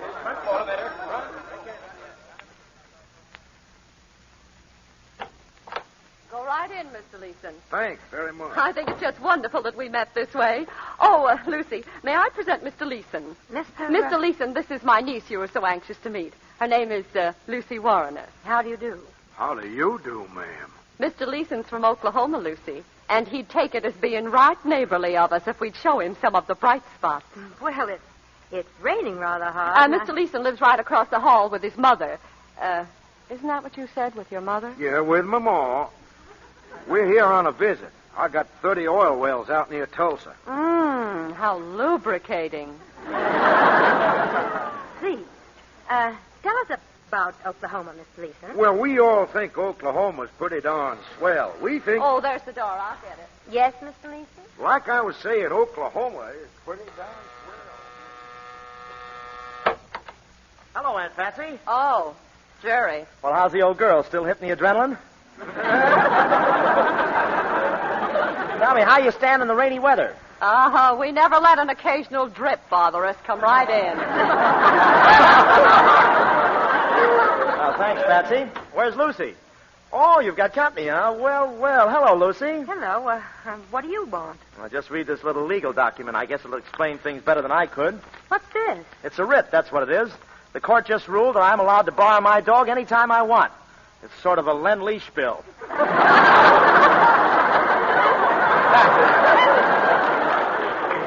The order reads that I can visit with him and entertain him in any form or manner that does not endanger life or limb. Oh, so now I suppose you've come to take him bicycling. No, I've tried that. His paws don't reach the pedals. Hey, Smitty, where are you? Where are you, Smitty? Come to Papa, Smitty. I'll go get him for you. Miss Warner, maybe I'd better leave. Oh, I'm sorry, Mr. Leeson. This is my husband. Oh. Well, he's only my husband for, how much longer is it? 60 days. 59. How are you, Mr. Leeson? Howdy. I'm glad to know you. Excuse me, what'd you say? I said I'm glad to know you. Well, how can you be glad to know me? I know how I'd feel if I was sitting with a girl and her husband walked in. I'll bet you do. What's that supposed to mean? Oh, nothing. Nothing at all. Anyway, I'm glad to see you, Mr. Leeson. You known Lucy very long? Lucy? Yeah, Lucy, my wife. Well, no. As a matter of fact, I'm a stranger here. I'm from Oklahoma. No. That's right. I'm an oil. What's that? I said I'm an oil. Oh, marinated, eh? Well, I thought so. Jerry, why don't you go play with the dog? Oh, sure. Where is he? Hey, Mr. Smith. See his master's voice. Gee, old fella, it's good to see you. Oh, stop licking his face, Jerry. Look what I brought you, your old leather strap. Come on, old fella, let's have a tug of war. You were telling us about Oklahoma, Mr. Leeson. Well, I'm really a man of many interests out there, Mrs. Warner. Oil is my main business, of course, and I can't complain about that. It's treated me fine. Then I have a big ranch, more of a hobby. The lamp, Jerry! Oh, how did that happen? It was Smitty. He was playing yo-yo with a cat. Well, how could that possibly be? Long tail. Don't pay any attention to him, Mr. Leeson. Please go on. Well, this ranch is just outside of Tulsa. I have just about everything there. Good heavens. Jerry, did you drop your teeth again? No, do you have to play that game? Know any other ones? Yes, get his rubber bone for him. He loves that bone. Yeah, I remember. Where is it? In the closet, right there. In here? That's right. I can't find it. Just keep looking. Hey, what is this? You locked the door on me. Hey, let me out. Aunt Patsy, what are you doing? Lucy, dear, why don't you run along with Mr. Leeson? Patsy, let me out of here. I'm locked in. Say, is anything wrong? Oh, no. That's just a game Mr. Warner has with the dog. Oh. Listen, I want to get out of here. Oh, dear. Come on, Mr. Leeson. Let's go. Well. Good night, Aunt Patsy. I hope you know what you're doing. Good night, dear. Night. Night. I'll break the door down if you don't let me out of here. Just a minute. Come out, Jerry. Oh, Frame, that's what I am. Frame, where'd she go? Who? I know what's going on, Patsy. You're trying to cook up something between my wife and that marinated herring. And it ain't chowder. Your wife? She's still my wife for 60 days. 59. All right, 59, but she's still my wife. Do you understand? And what are you going to do about it? You'll find out what I'm going to do. Stick around and watch. I've got some rights around here. Of course, Jerry. To entertain Mr. Smith in any form or manner. Boy, they sure misnamed you, Patsy. They should have called you Potsy.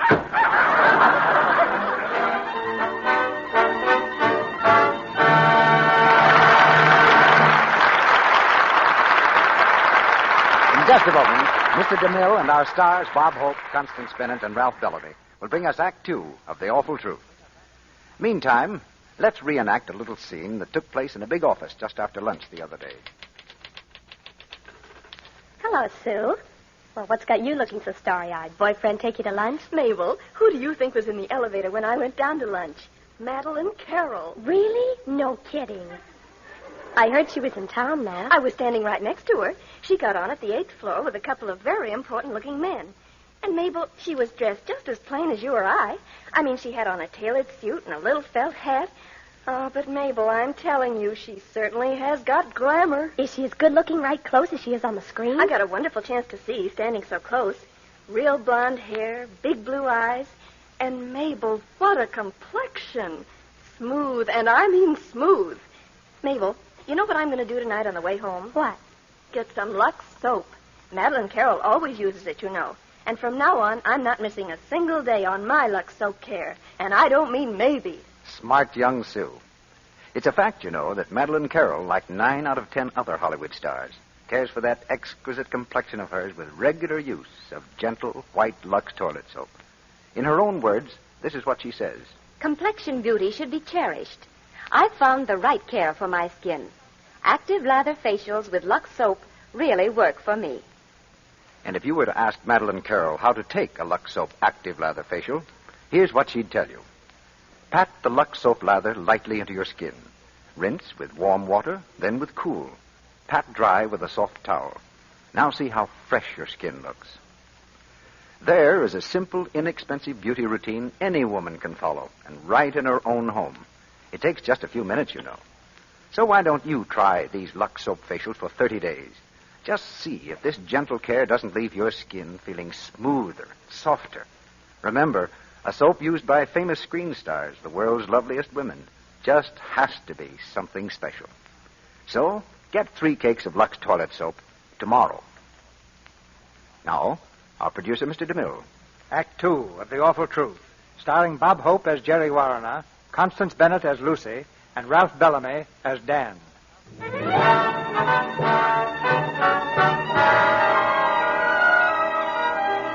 It's morning, a few weeks after Jerry's hectic visit. Across the breakfast table in their lonely apartment, Aunt Patsy's looking at her niece with an expression of growing horror. What did you say, Lucy? I said, of course I like Dan Leeson. Why shouldn't I? He's sweet and thoughtful. Well, you should be the last one to object. You introduced me to him, after all. Only because he was a man who could take us out. I didn't expect you to get silly about him. Is it silly to like a man who's sane and considerate?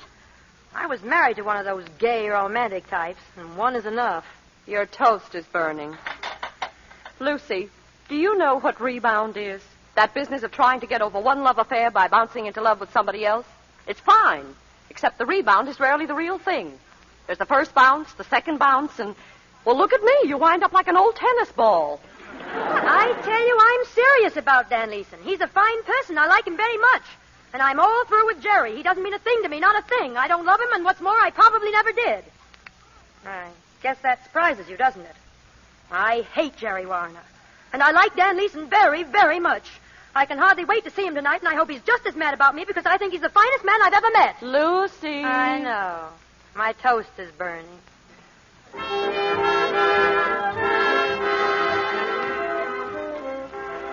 Honest to goodness, Mr. Warner, I think it's simply wonderful of you all to come here just to hear me sing. Yes, I could listen to you sing till the cows come home. What time do they usually get here? Oh, Mr. Warner, you're awful sweet and all that, but you always seem to have your mind on something else. Or maybe it's someone else. Am I right, Sugar Pie? Yes, I'm in love with love. In the spring, a young man's fancy lightly turns to what he's been thinking about all winter.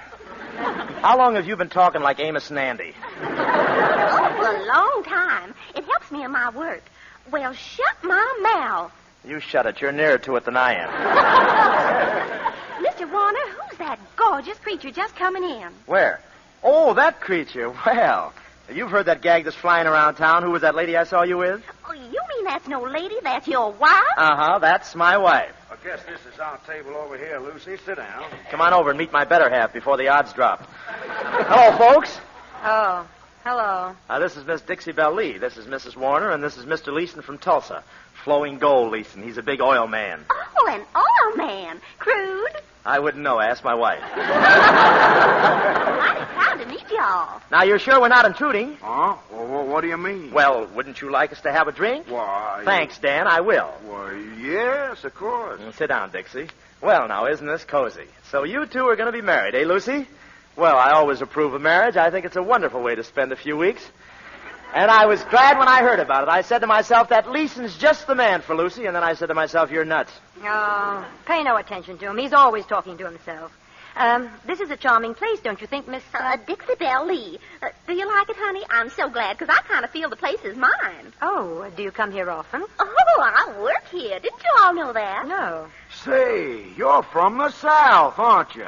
Now, isn't he just the cleverest yet? How'd you all ever guess that, Mr. Man? Oh, he's pretty fast on his feet, this fella. But you see, folks, Dixie Belle Lee isn't her real name. No? No, she changed it because her family objected to her going into show business. You see, it was quite a shock to them because they made all their money tilting pinball machines. Isn't that right, Dixie? That's right.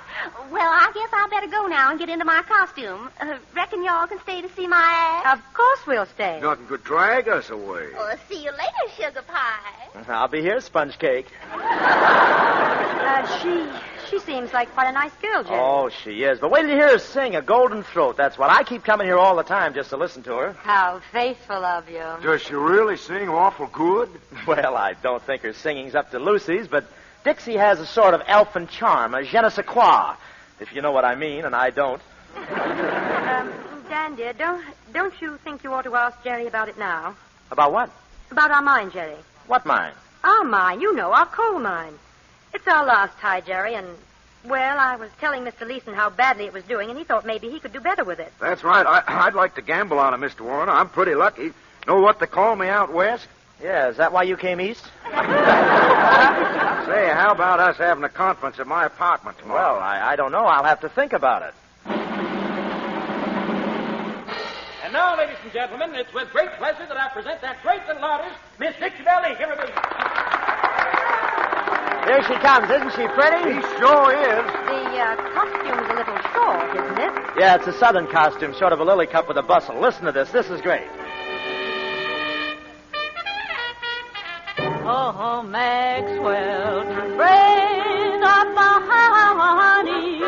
Yippee! Tear it down!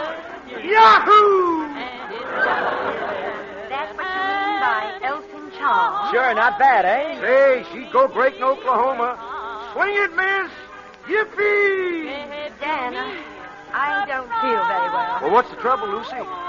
Dan, take me home. Well, Lucy, we can't walk out in the middle of Miss Lee's singing. Don't you like her, Lucy? No, I just love her. I can see where it was a lot easier for her to change her name than for her whole family to change theirs. Come on, Dan. Well, if you want to, Lucy. Don't forget tomorrow afternoon to my father, Mr. Warner, about those mines. I always wanted to be a miner. I'll be there, Brother Miner. Keep a light burning in your hat. Honey, where early falls the dew. Sit down, Mr. Warner. I want to hear all about this mine. Well, I've got all the records and history with me. By the way, Lucy, I searched all over for the report McCall made before we bought it, but I couldn't find it. You must have it. Oh, perhaps I have. Well, when you get a chance, take a look through your stocking drawer. You know, Dan, she always hides important things in the top drawer of her dresser. She does. Oh, sure. That's an old habit of hers. Every legal paper we ever had smelled of sachet. Even our marriage certificate smelled.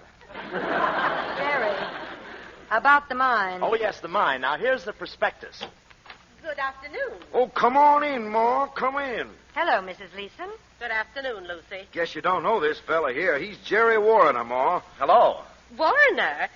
You mean that he is... Yes, that's right, Ma. He's the one. Well, very funny seeing you here, Mr. Warner. Is it? Well, it's funny seeing you anywhere. I met some people today, and they spoke about you and about Lucy. They knew you both before the divorce. Oh, I imagine you'll run into scads of people who did. They spoke very well of you, Mr. Warner. They said you were a real gentleman. Well, you can't please everybody. They talked about Lucy, too. Ah, it's good not to be forgotten by your old friends. You know, Lucy, as many times as I've heard your fine singing, I never realized that you must have had a teacher. They tell me he's been teaching you for some time, and he's a very romantic type. The woman I was talking to told me that, well, no matter.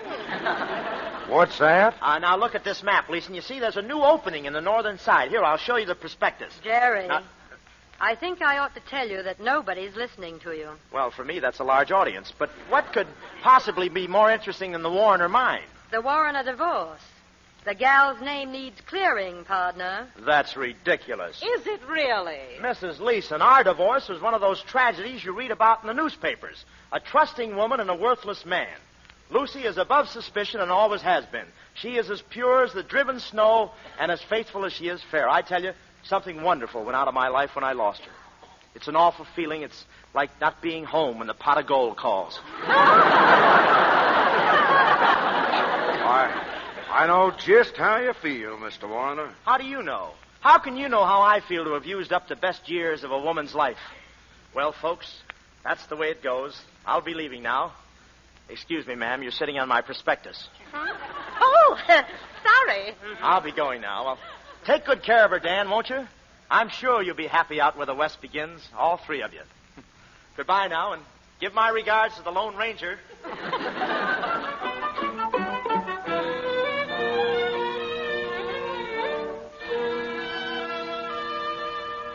Hello. Hello, Lucy? Yes? Lucy, this is Jerry. I've got to see you tonight. I'm sorry, Jerry. Listen, Lucy, it's important. We've had enough of this foolishness. I want to talk things over. Oh, you do? Well, not tonight, Jerry. I'm going to a recital at Armand Laval. Well, I don't... What? Oh, Laval again, eh? Well, you're not going. I'm sorry, Jerry. Listen, you're still my wife. If I find you with that Laval bird, I'll tear him limb from limb. Do you hear? I hear. Goodbye, Jerry. I'm late for the recital already. Hello, hello, hello. Operator, return my slug.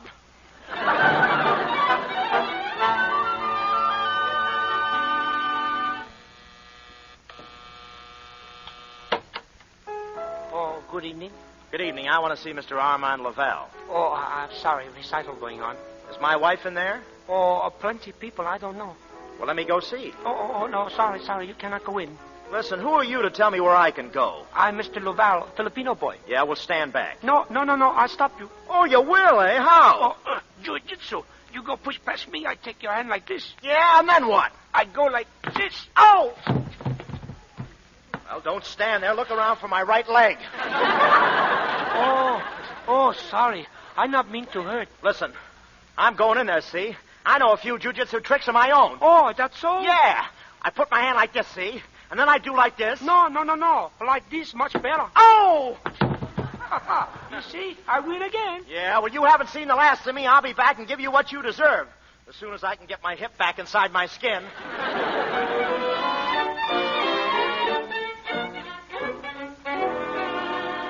All I want to know is what has Armand Laval got to do with this? Why is he coming here? Because I sent for him. You said that. I still say why. He ruined your last happy home. He'll bust the Oklahoma deal wide open. That's just it. There isn't going to be any Oklahoma deal. Huh? I'm not going to marry Dan Leeson. Why not? Because I'm still in love with that crazy lunatic Jerry Warren, and there's nothing I can do about it. I'm a gibbering idiot. I'm a mad woman. Patsy, stop it. There he is now. Oh, good evening, Armand. Good evening, Lucy. I got your call. What is the trouble? Look, Armand, sit down. It's about Jerry. Yes, your husband. He's a very funny man, yes? Yes, he is. But I'm convinced he still cares about me, or he wouldn't do the funny things he does. Yes, but he does not care much about me. No, he doesn't. And that's just what I'm getting at. You know everything was all right that night. I want you to convince him that everything was just as we said it was. I will be glad to. Does he carry a gun? Well, you're not afraid of him. Oh, of course not, but you know husbands. Then you'll do it as soon as possible, won't you? And he mustn't know that I've had anything to do with it. Very well. As soon as possible? Open up. It's my day to see Mr. Smith. It's Jerry. Oh, but this is much too soon. Yes, isn't it? Well, do something. Oh, what shall I do? Well, you just can't stand there. Go on in the other room. Hurry, and don't come out. Oh, I do not care for this. Oh, let him in, Aunt Patsy. Oh, dear. You said it. Greetings, Patsy. Oh, hello. Hello, Lucy. Hello. Hello. What's the matter? Oh, nothing. Well, I guess you two want to be alone. No, Patsy. I'll whip up a little omelet in the kitchen. Smart girl, your Aunt Patsy. I did want to be alone. Oh, yes? Now, look, Lucy, let's get right down to it. I've been a sap. Have you? I just said so. About this whole business, I got so jealous that, well, I saw red. But it's all blue now. Get it? Black and blue, isn't it? Yeah. Lucy, I want to apologize. I know that sap Laval couldn't have meant anything to you. Guys like him just make me murderous. I just want to say I'm sorry for everything. Oh, yes? And what about this Barbara Vance girl you've been running around with? Huh? That's society blue blood. The morning paper said you were going to marry her. Oh, that's nothing. A misprint, you see. Never mind explaining. Let's meet later and talk it over. Goodbye, Jerry. Yeah, but I just... Here's your hat. Goodbye, Jerry. Yeah, but I'll call you later. Goodbye. Say, are you trying to get rid of me? Of course not. Why should I try to get rid of you? Here's your hat. My hat? That isn't my hat. Oh, no. Isn't it? No, look, comes down over my ears. Well, isn't that funny? Did you get a haircut, maybe? Not since I came in here. But I think I'm getting a clipping now. Take a look at it. Doesn't it look funny to you? Yes, it does look a little roomy. But maybe they're wearing them that way this year. No, I don't think so. Not as big as this. My chin is resting on the sweatband. Aunt Patsy, the bell. All right. Look, if you've got company... Oh, it's nobody. Just Dan Leeson, probably. Leeson? Well, I don't want him to see me here. I've caused you enough trouble. I'll just duck in the other room. No, Jerry. Oh, but I want you to be happy, Lucy. I'll wait in there till they've gone. Jerry, listen, wait. Oh.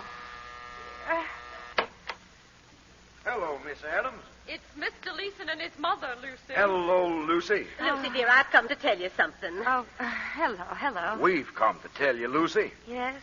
Well, what have you come to tell me? I want to apologize for those awful things I accused you of, Lucy. Yes, go on. What's that? I think somebody's cleaning up in the other room. Lucy, I don't want you to be angry with me for repeating what that awful woman said about your divorce. No, of course not. I'm not. What nonsense. What is that? Let me alone. Don't kill me. I'll break your neck. I'll tear you apart. Don't kill me. Don't kill me. You hide her behind closed doors. I'll break every bone in your body. Don't forget to touch second, boys.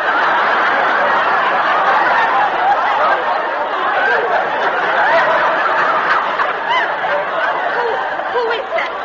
Is that Mr. Warner? Yes, he just dropped in. Dan, I think we'd better go. 2 men hiding in the other room. Just a minute. Well, Mrs. Warner, I guess a man's best friend is his mother. I certainly learned about women from you. Come on, Ma. Wait a minute. You can't fire us. We quit. I'll teach you, you little mouse. Oh, let me go. Jerry, let him alone. Stand still and fight. Be careful now. Jerry, stop it. You breaker up of homes, I'll kill you. Let go. Jerry. I'm going to teach you once and for all. I'm sorry to do this, Mr. Warner. You're sorry to do what, you little rat? This. Oh! My Filipino boy taught me jujitsu. Madame Mazanga told me there'd be nights like this.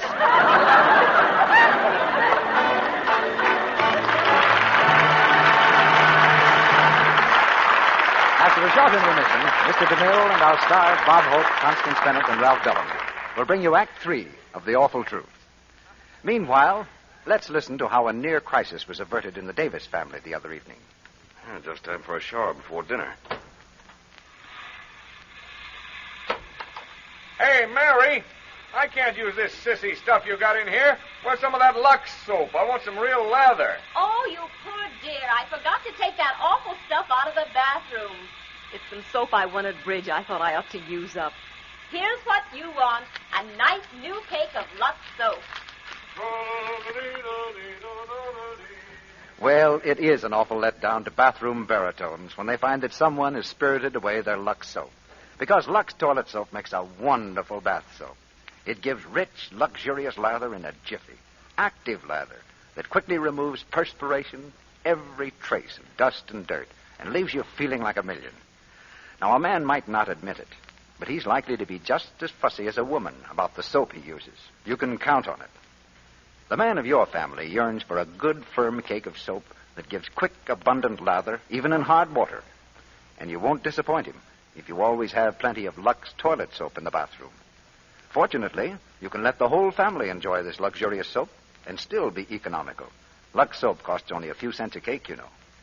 And here's another important thing you'll notice. Lux toilet soap is hard milled, can be used right down to the last thin sliver. It's really thrifty.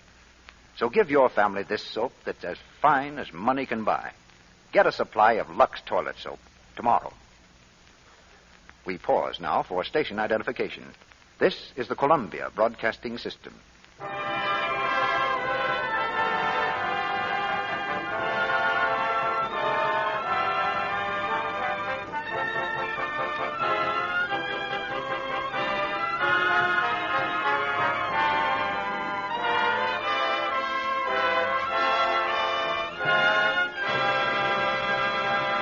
The curtain rises on the third act of The Awful Truth.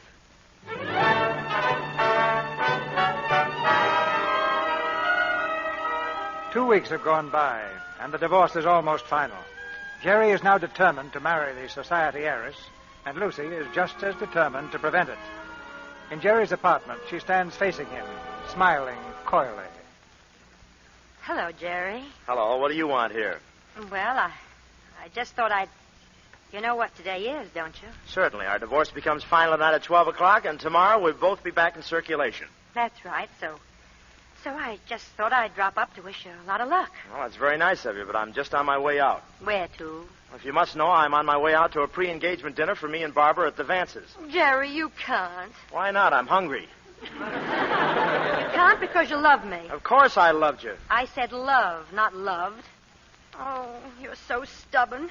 You're throwing away our happiness. Barbara's a fine girl. We'll get along swell together. But that isn't necessarily happiness, Jerry.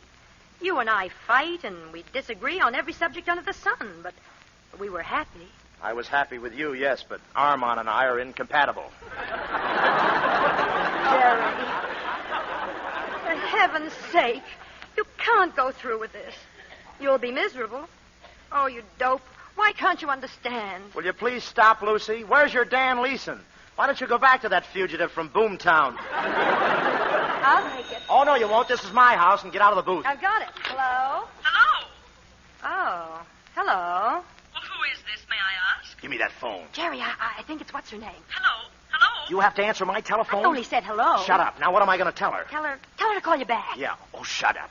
Hello? Hello, darling. Well, it took you long enough. Have you made up your mind who the woman is? Oh, that's very funny. I knew you were going to ask me that. Oh, so did I. Who was she? It's really very simple. That was my sister. Really? I didn't know you had a sister. If I could only be drafted right this minute. Oh, sure, honey. She just got back from Chicago. Dropped in to see me, you know. How sisterly. Oh, I'd love to meet your sister, Jerry. Why don't don't you bring her along tonight? Oh, no, I don't think she can come over this evening. She has a previous engagement. Oh, I'm sorry. Well, naturally, she's very anxious to meet you, too, dear. Yes, tell her I'd love to meet her. Tell her to wear boxing gloves. Shut up. Barbara, I'll do my best to fix it up so the two of you will meet very soon. Goodbye. Goodbye, dear. Hurry over. I will. Now I'm in a fine fix. She wants to meet my sister. Well? You're a big help. If I had a sister like you, I'd have my parents get an injunction. Well, you know me. Anything I can do. Yeah, to break it up? I see what you mean. I'm in a fine mess. Oh, I wouldn't worry about it, Jerry. She trusts you, doesn't she? Of course she does. Sure. But she'll learn. Just give her time.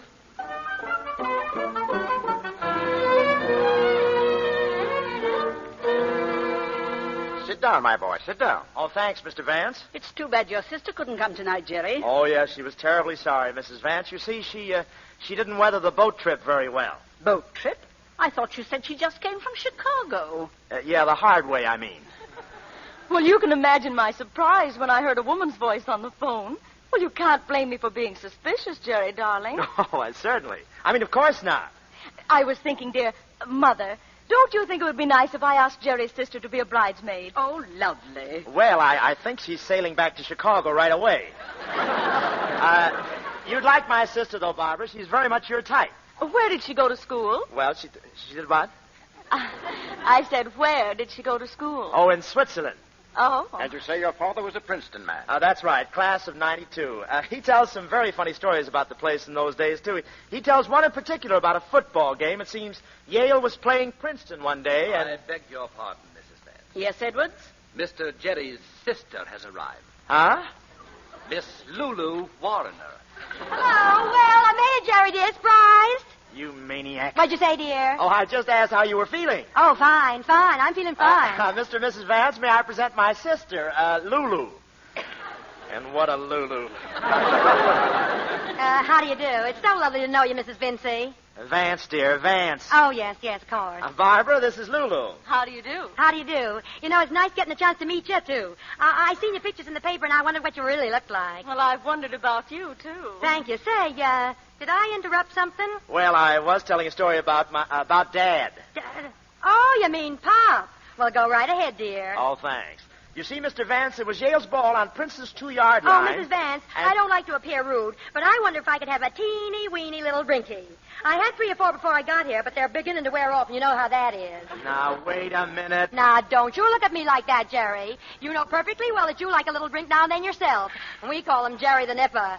He likes to sneak them when nobody's looking. He's awful cute about it, too. I seen him go along all evening just as if he didn't have a thing to drink, and all of a sudden fall flat on his puss. Glass of sherry for Miss Warrener, please. Yeah, and come back dancing, Eddie. Say, I'm sorry to barge in on you like this, honey. What were you saying? Oh, well, I was just telling them one of Father's stories. Oh, well, I wouldn't do that. Well, I've cleaned it up. But you see, there was a minute to go. Dad had the ball. Oh, what ball? The football. Now, what in the world was Dad ever doing with a football? Well, I was just telling a story about when Father was at Princeton. You remember that? Oh, gee, of course I remember. Pop loved Princeton. He was there nearly 20 years. If ever a man loved a place, he just did. He adored it. And he sure kept it looking beautiful, too. You've seen the grounds, of course. Of course. I'm afraid that my sister has a distorted sense of humor. So have I.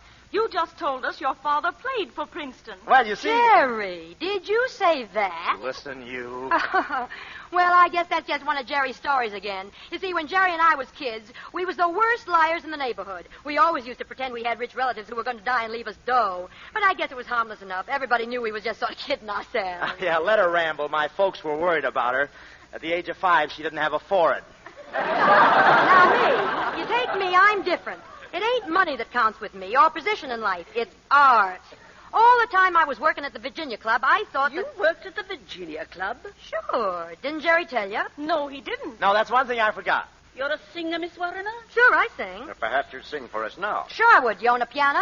Right there. Oh, thanks. Where do you put the nickel in? You know, when I was... Say, wait a minute. Don't nobody leave this room. I lost my purse. There's your purse, Miss Warrener, on the chair. Oh, boy, am I relieved. Jerry, kind of keep an eye out on my purse for me, will you? This woman is positively crude. Yeah, that's what I've been Oh, she is, huh? She's crude, huh? Well, maybe it runs in the family. Mr. Warner. Why, Jerry, what a thing to say. Now, look, sis, we don't have to put on the dog around here. Just be yourself. We're among friends, ain't we? Jerry, what is this? Come on, sis. Let's do that number for him like old times, eh? Do you sing, too? Sure. We used to be in vaudeville together ever since we were kids. Vaudeville? Well, we had to have food, Mr. Vance, and in vaudeville they threw it at us. You remember, sis, when Pop went to prison that time? Mr. Warner. Jerry! You mean the first time he went to prison, Jerry, huh? No, I mean the time he went to visit Mom.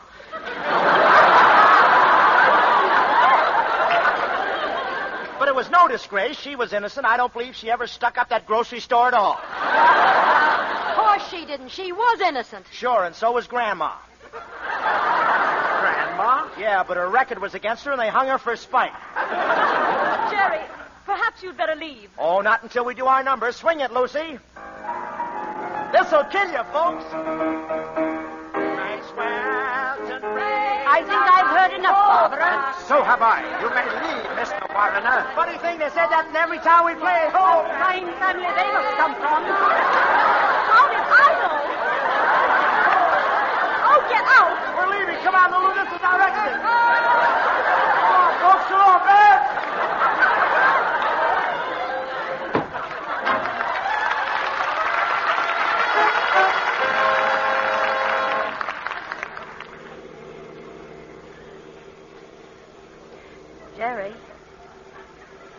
Jerry, aren't you speaking to me? No. That's better.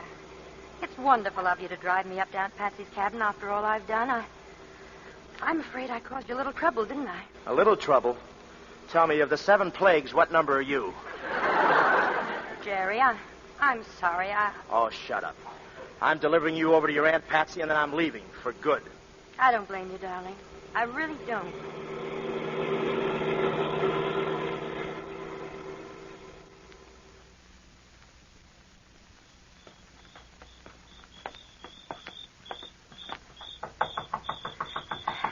You can leave now, Jerry. I want to see you safely in the door where you can get out of my hair and into your aunt's. If she hasn't hung it up for the night. Mrs. Warner. Hello, Ed. I wasn't expecting anybody tonight. Well, will you tell Aunt Patsy I'm here? Why, she ain't here, Mrs. Warner. She ain't been here for weeks. Oh, I get it. Another one of your little tricks, eh? You thought you could get me up here on a cold night and ply me with a hot fireplace. Well, it won't work. I'm going back to town. I'm going alone. Good night and goodbye. Goodbye, Jerry. Be careful driving, dear. Hey. What's the matter? The keys to the car, where are they? What? The keys to the car, the ignition key, where is it? I don't know. Did you have it when you came? How do you think I drove? You think I got galley slaves in the fan belt? Now, listen, Lucy. You took that key and I want it back. I haven't got it. You have so got it.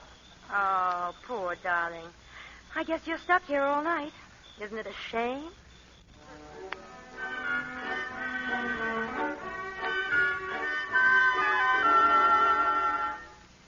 Oh, it's so nice sitting here. Just the way it was when we came here on our honeymoon. Sitting here in front of the fire. The fire's going out. You better throw on some more furniture. It won't be long now. It's 11:15. 45 minutes and you'll never have to listen to me again. Just 45 teeny minutes. Funny, isn't it, Jerry?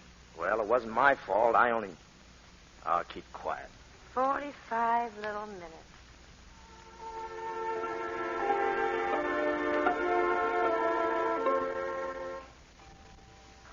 You'll be happy, I expect. All this that happened tonight will be forgotten. I'll tell Barbara Vance myself that it was all a joke. But I want you to be very, very happy. Well, it's only 30 minutes now, Jerry. Lucy, listen. What, Jerry? Nothing. Oh.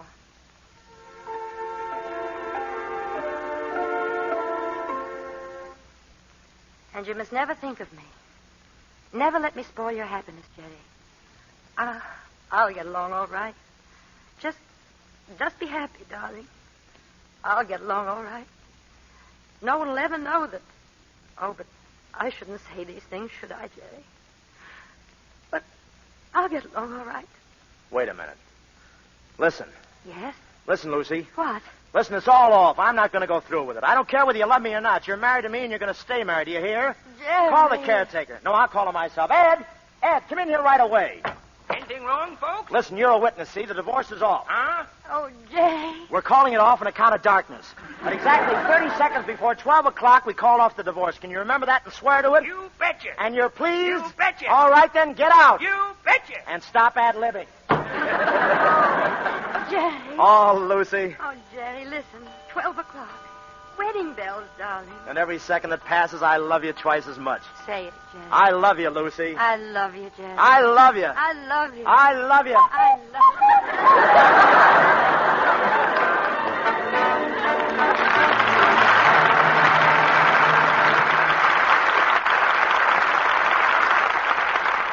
The curtain falls, because all good things must come to an end. But returning now to the footlights are Constance Bennett, Ralph Bellamy, and Bob Clark Gable Hope. Hear that, Ralph? Bob Clark Gable Hope. Yes, I heard it. Good. Now I got to find somebody who believes it. Why don't you tell Bob what you're looking for in a leading man, Mr. DeMille? Well, Bob, let me describe the one I want for Reap the Wild Wind. To begin with, he should be handsome. Well, women faint when they look at my profile. I feel a little weak myself. Now, wait a minute. There's not another profile like it in Hollywood. Bob, are you trying to say you've got the best profile in Hollywood? No, but I've got the most profile. But above all, Bob, a leading man's personality must be so strong that he'll be able to convince anybody he's telling the truth, no matter what he says. You don't want a leading man, CB. You want a guy from the Los Angeles Weather Bureau. But you better get somebody else. I've got to play golf tomorrow morning anyway. Then I've got some good advice for you, Bob. When you get through playing golf and take your shower, don't forget to use Lux soap. It's really a wonderful soap. I've used Lux for years. Always have it in the house and, of course, in the studio, too. That's sound advice, Bob. You'll find Lux soap in the best homes in Hollywood and just about everywhere else. What's the show for next week, CB? Next week, Ralph, our play is Cheers for Miss Bishop, with the original stars of the picture, Martha Scott and William Gargan. Cheers for Miss Bishop is adapted from the Richard Rowland United Artists production. It's being cheered by audiences everywhere. You'll hear Martha Scott repeat her great screen performance as Ella Bishop, the schoolteacher, and Bill Gargan will play Sam Peters. It's a deeply moving love story, and will bring back heartwarming memories when we present these two stars in Cheers for Miss Bishop next Monday night. It was a swell picture, CB. I really enjoyed it. I saw it one night when the Ghost Breakers wasn't playing anywhere. But I know you'll have a great performance next week. Good night. Good night. Good night. To tell the truth, you were all colossal.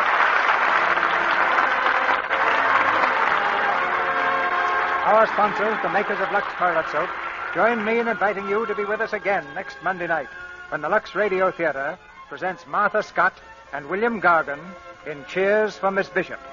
This is Cecil B. DeMille saying good night to you from Hollywood. Bob Hope appeared tonight through the courtesy of the makers of Pepsi. He's soon to be seen on the screen in Paramount's Road to Zanzibar, co-starring with Bing Crosby and Dorothy Lamour. Ralph Bellamy's forthcoming picture is Warner Brothers' Affectionately Yours. Heard in tonight's play were V. Benederet as Aunt Patsy, Fred Mackay as Armand, Vivian Janis as Barbara, Sally Payne as Dixie Belle Lee, Brenna Felton as Mrs. Leeson, Gloria Gordon as Mrs. Vance, and Robert Strange as Mr. Vance. Our music is directed by Louis Silvers, and your announcer has been Melville Roy.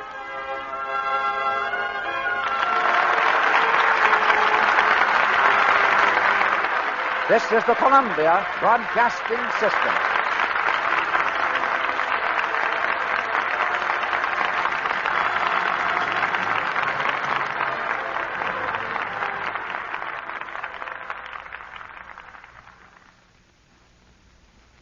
Stay tuned for a special broadcast.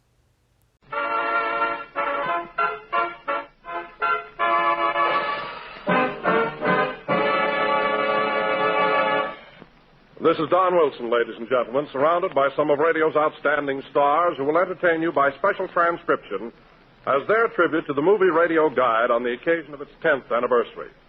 First, we shall hear from Mother's Little Angel, Daddy's Little Devil, the creation of Fanny Bryce's inimitable imagination, Baby Snooks. Tonight, Daddy, played by Hanley Stafford, is sick in bed. And the doctor has just finished his examination. Well, Doctor, do you think I'll be all right? Oh, yes, but stay as quiet as possible. Don't give that rash a chance to break out again. I'll be careful, Doctor. Oh, is it all right if I answer a few letters on the dictaphone? I don't think that'll hurt, but remember, no excitement of any kind. Okay, Doctor, no excitement. Well, I have to be running along now. Goodbye. Goodbye, and thanks. Now, let's see this mail. Hello, Daddy. Snooks, I've asked you not to disturb me this morning. I'm busy. Was the doctor here, Daddy? Yes, he just left. Now, run along. All right. Gentlemen, yours of the 15th instant received and contents... Daddy? Are you still here? Did the doctor bring us a little black bag? Yes. Have I been a good girl, Daddy? Yes. Well, ain't you going to let me see the baby? There isn't any baby. Now, please leave me alone. I'm supposed to have absolute quiet. I want to stay here. Snooks, the doctor said if I get excited, I'll break out in a rash again.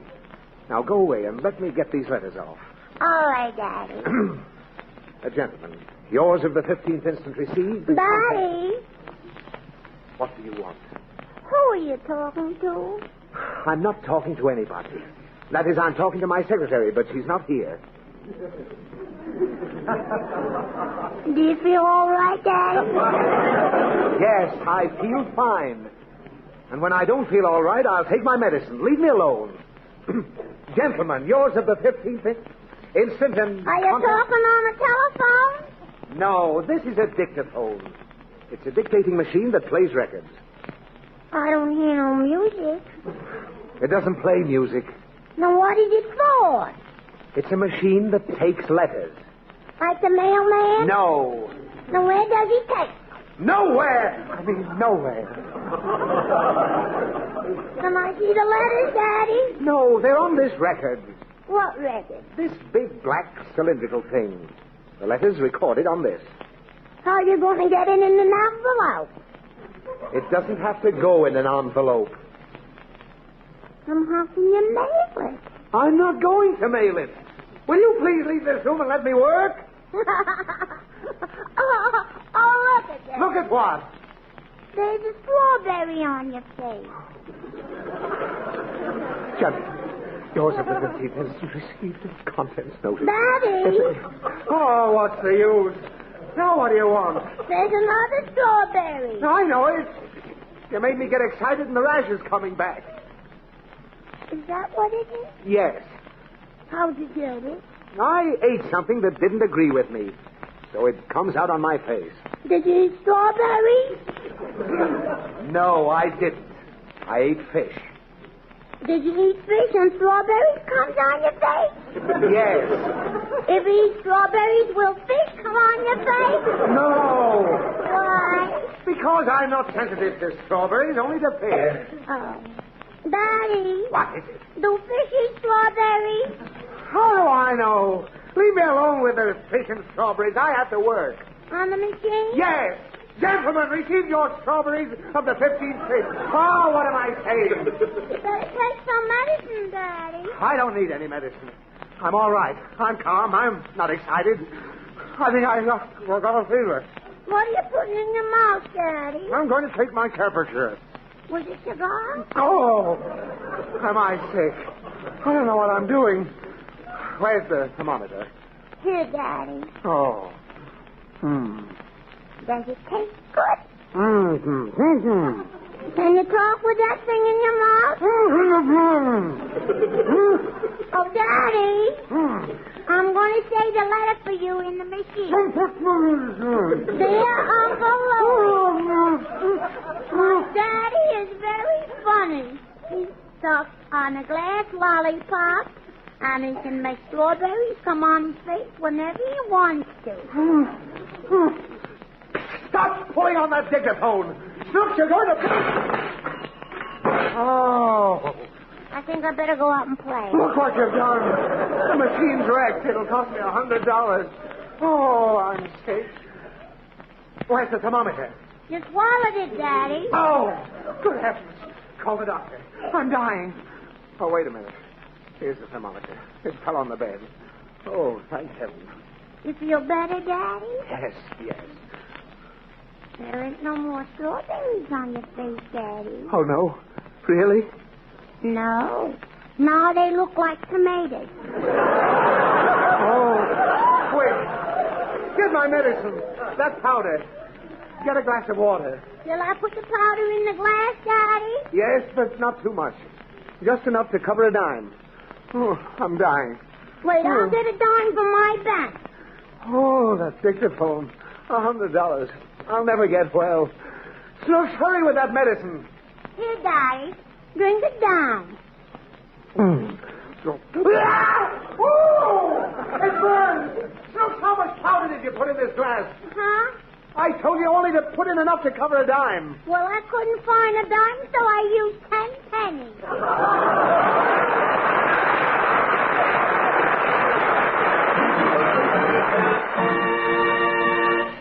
If ever a young man sang his way into the hearts of all of us, that young man is Tony Martin. He's here with one of his favorite numbers, Love Is. Tony Martin, Davy Rose and the orchestra, and Love Is.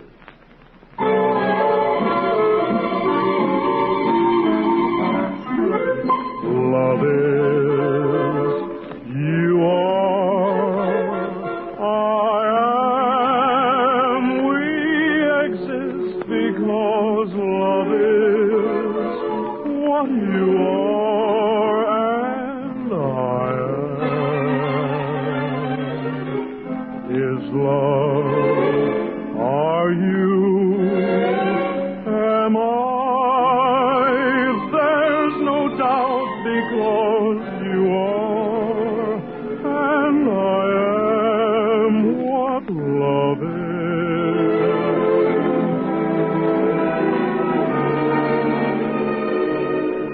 Love is, you are, I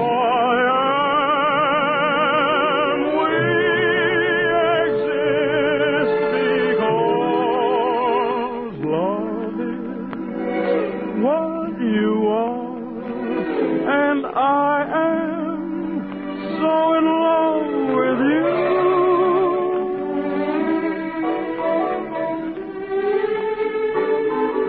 Am I? There's no doubt because you are and I am what love is. Why did we fall in love? Why should it be so grand? Darling, do you know?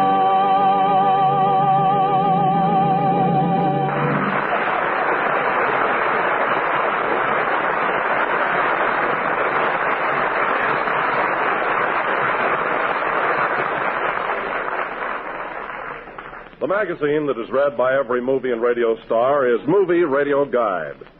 It's the only weekly magazine in America devoted exclusively to publishing the latest news, stories, gossip, and pictures from the Hollywood movie sets and also from the broadcasting studios from coast to coast. In addition, Movie Radio Guide publishes the most complete program schedules of all your favorite stations for a week in advance. You'll find at a glance a list of guest stars, special broadcasts, news broadcasts, outstanding musical and dramatic programs to be heard during the week. Get a copy of Movie Radio Guide at any newsstand for only a dime. If you get the habit of reading Movie Radio Guide regularly, you'll never want to be without it. Ladies and gentlemen, this is Bill Goodwin speaking, and I want you to meet the man whom I consider the best comedian on the air. And I'll always think so as long as he pays my salary. Here he is, Bob Hope.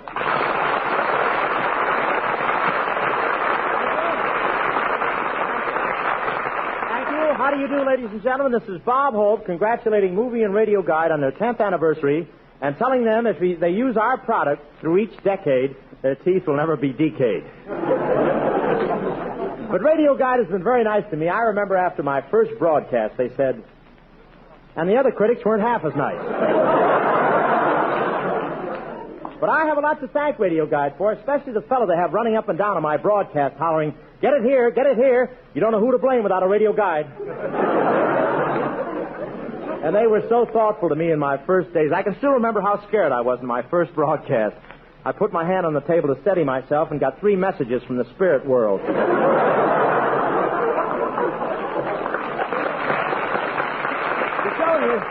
To show you how bad my first program was, the next day I got an envelope from my sponsor, and there wasn't any letter in it, just a handful of hair. But really, I can appreciate the work the editors of Movie and Radio Guide have in getting out their magazine every week, because I once put out a radio magazine myself. I remember one day when I was at my desk.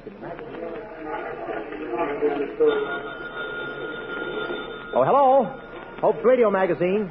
We know all the radio stars, and here's the latest dope. The best one on the radio is that great guy... Jack Bennett! Fibber McGee! Fred Allen! 5th columnist. Say, Copy Boy. Yeah, boss? I want you to go down to the cooking department and talk to Prudence Nickel. Don't you mean Prudence Penny? No, she got a raise. Say, boss, where's our star photographer and reporter, Ace Colonna? Is he out on the story? Yeah, he's down at the burlesque show. Something's liable to break any time.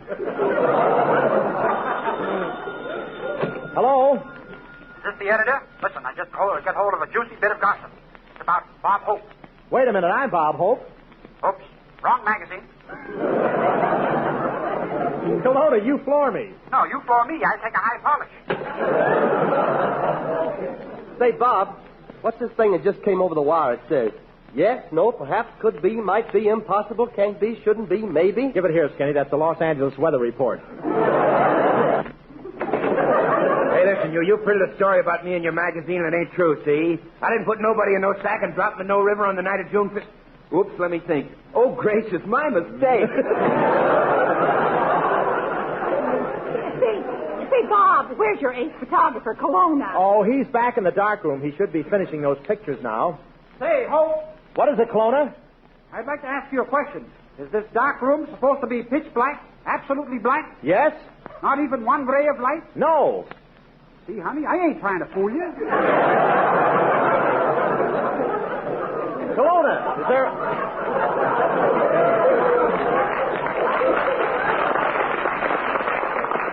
Colonna, is there a girl in that dark room with you? Oh, no. There's nothing in here but me and some pictures I'm developing.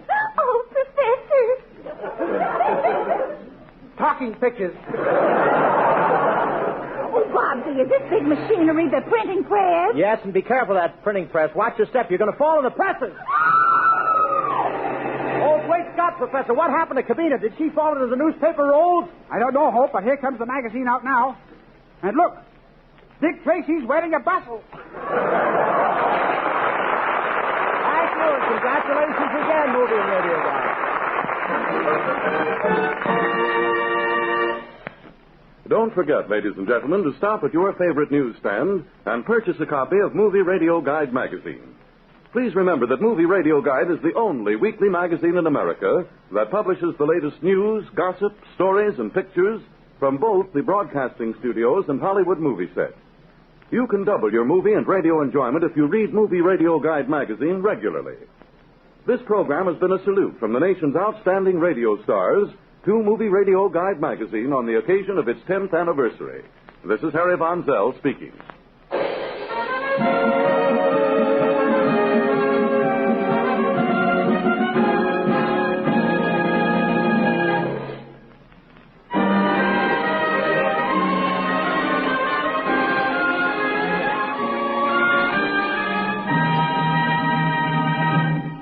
This is Harlow Wilcox, ladies and gentlemen, greeting you by transcription from Hollywood, California, where some of radio's outstanding stars are gathered to pay tribute to Movie Radio Guide magazine's 10th birthday. A host of stars are here to entertain you, and here to lead this great talent parade are the first citizens of Wistful Vista, Fibber McGee, and Molly. The McGees are really putting on the Ritz tonight, for their dinner guest is an old beau of Molly's, the wealthy Otis Cadwallader of Park Avenue. And to really impress Mr. Cadwallader, Fibber has persuaded Throckmorton Gildersleeve to act as the McGee butler. And so here in the dining room at 79 Wistful Vista, with Gildersleeve in a rented livery and the host in a hired rig, we find Fibber McGee and Molly.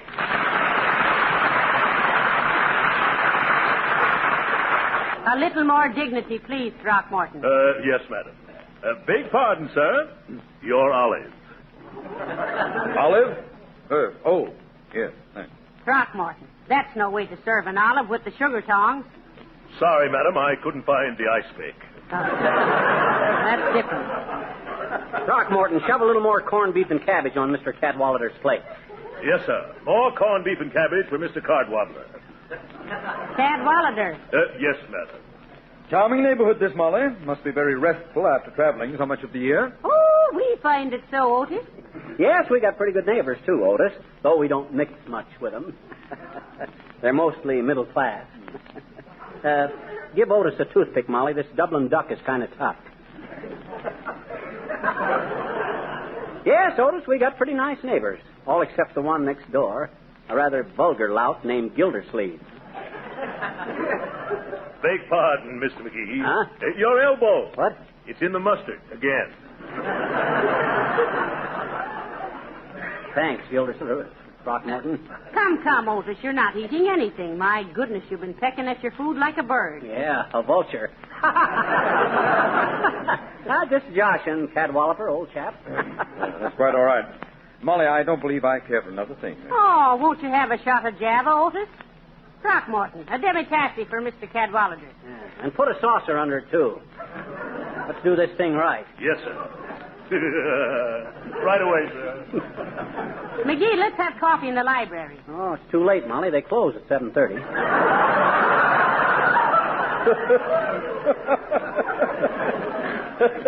Oh, that's excellent. Excellent, Fido. Excellent. Yeah. Fibber, Otis. Yeah. Oh, yes. Fibber. If you'll pardon me, madam, I think I hear the good humor man with the dessert.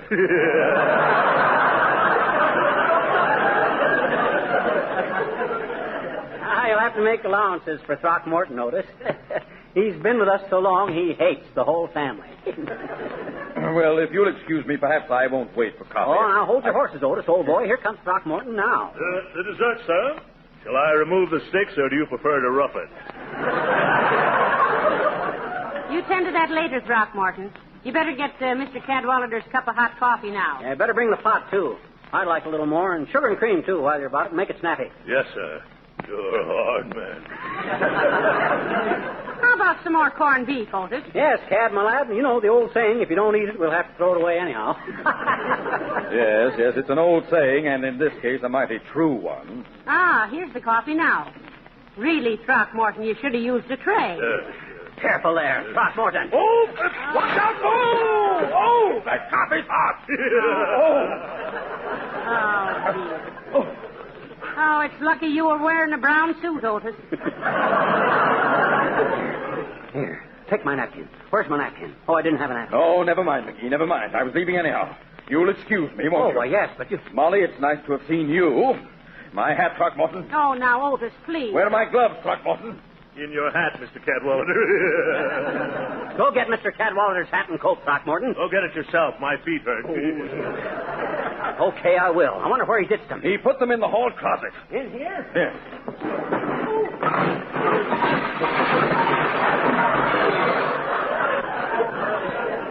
I got to straighten out that closet one of these days.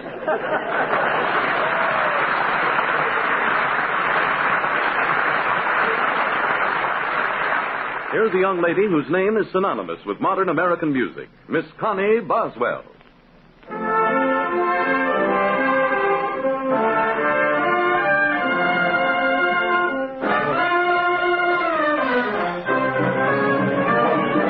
Ah, so pure, ah, so bright, burns her beauty on my sight.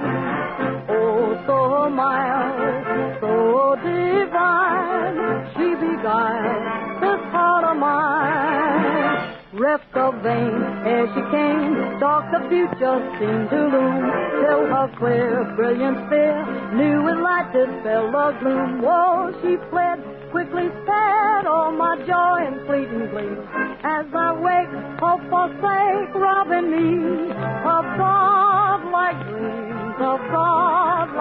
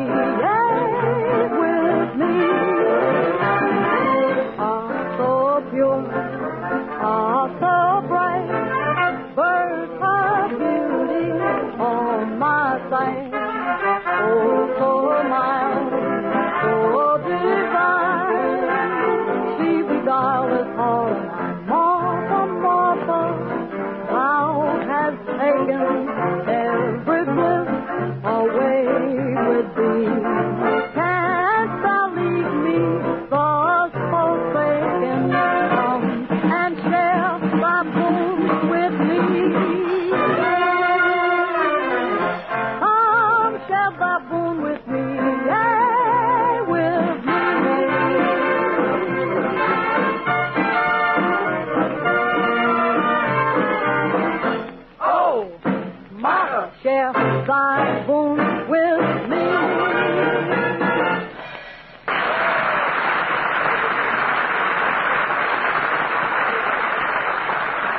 The Star reads Movie Radio Guide magazine. It's the only weekly publication in America devoted exclusively to the latest news, stories, gossip, and pictures from not only the Hollywood movie sets, but also the broadcasting studios from coast to coast. In addition, Movie Radio Guide publishes the most complete radio program schedules for a week in advance. If you keep Movie Radio Guide by your radio set, you can select at a glance the best programs on the air. You can buy a copy of Movie Radio Guide at any newsstand for only a dime. And now we'll hear from three other outstanding stars of radio. As we look in on the studios of a large broadcasting company, we find the inimitable comic and raconteur, honest Frank Morgan, talking shop with the popular radio MC and songster John Conte and the talented maestro Meredith Wilson. The maestro has just directed his orchestra in one of his popular chiffon swing creations. That number sounded fine, Meredith. Well, thank you, Frank. But say, do you mind if I give you a little advice? Why, of course not, Frank. I'm always glad of advice from an older man. Stick to the script, Wilson. Or I'll start making up insults myself. It so happens, my long-haired young whippersnapper, that my advice is often sought by men much older than myself. Why don't you stop all this nonsense, Frank, and get to the point? What was the advice you're going to give Meredith? Yes, the advice. Well, Meredith, I was just going to suggest that you and John should do the way Clark Gable and I do. In other words, start saving your money against the day when people catch up with you. Catch up with me? Yes, sure. Errol Flynn runs a hotel. Charlie Ruggles runs a pet shop. Gable's a licensed air pilot. What about Myrna Lloyd? Isn't she gorgeous?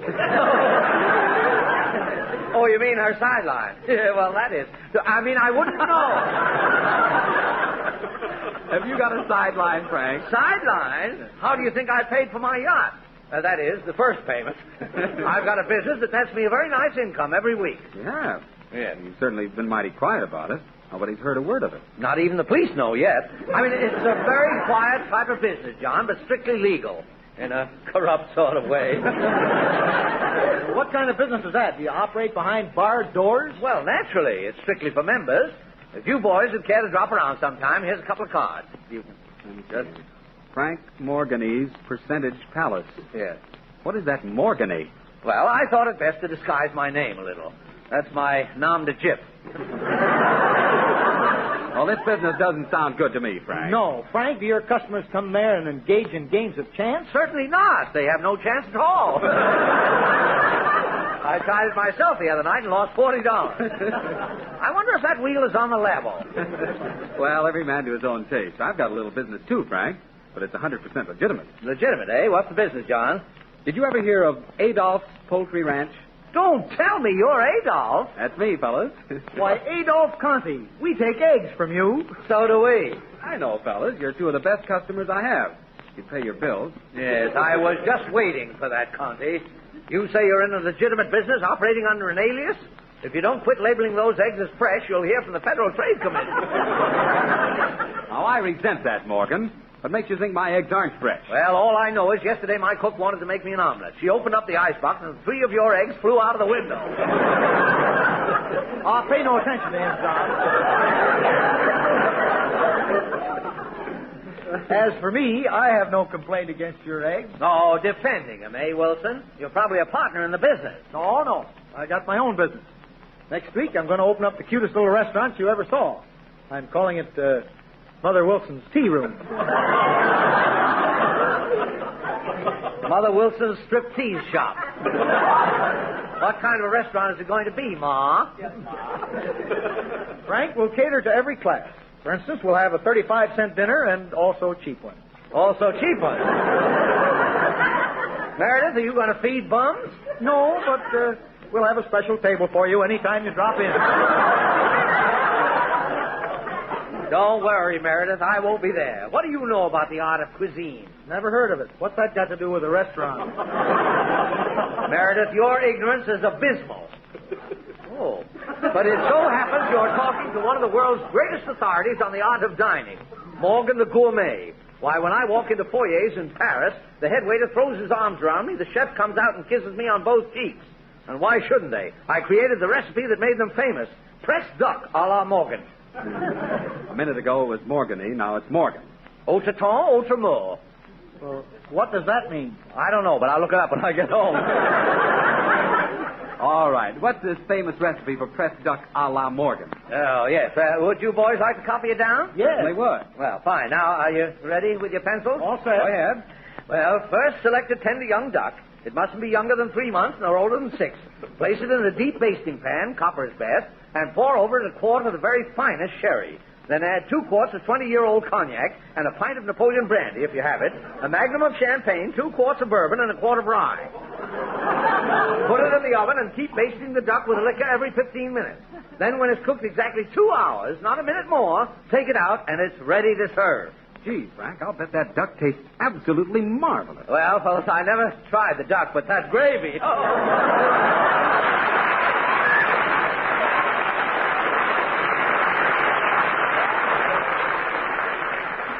Don't forget, ladies and gentlemen, to get the new issue of Movie Radio Guide magazine, now on sale at all newsstands for only a dime. Remember that Movie Radio Guide is the only weekly magazine that publishes the latest news, gossip, stories, and pictures from both the Hollywood movie sets and the broadcasting studios. You will double your movie and radio enjoyment if you read Movie Radio Guide regularly. This program has been a salute from the radio stars to Movie Radio Guide magazine on the occasion of its 10th birthday. This is Harlow Wilcox speaking.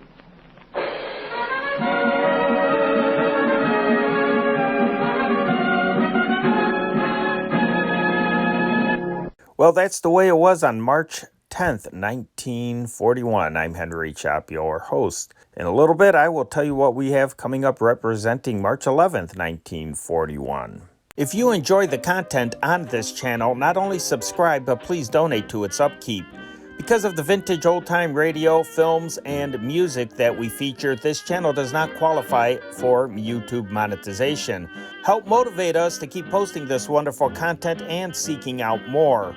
We'd like to think that this channel is more interesting than any other nostalgia channel of a similar type. Help us keep going by donating. In the description section of this video, you will find a secure link to PayPal. Any little bit helps. Thank you for your support. Come back again tomorrow night as we are going to take a look at March 11th, 1941 through Old Time Radio. We're going to have Jack Armstrong, the All-American Boy, then 2 consecutive programs that, well, they aired one right after the other over NBC, so you're getting a 1-hour chunk of NBC's primetime lineup, which is kind of neat. We're going to have Fibber McGee and Molly and Bob Hope. Bob Hope aired right after Fibber McGee and Molly back in the good old days for many years when he was on for Pepsodent. So it is great to be able to share a good hour hunk of NBC's primetime lineup. It's always fun when you can do that because it's sort of, for an hour, you're going to be able to simulate what it was like to actually be sitting there relaxing and listening to the radio. By the way, the Fibber McGee and Molly program is a sequel to last week's Fibber McGee and Molly program when everybody went into quarantine. You will hear the results of that quarantine,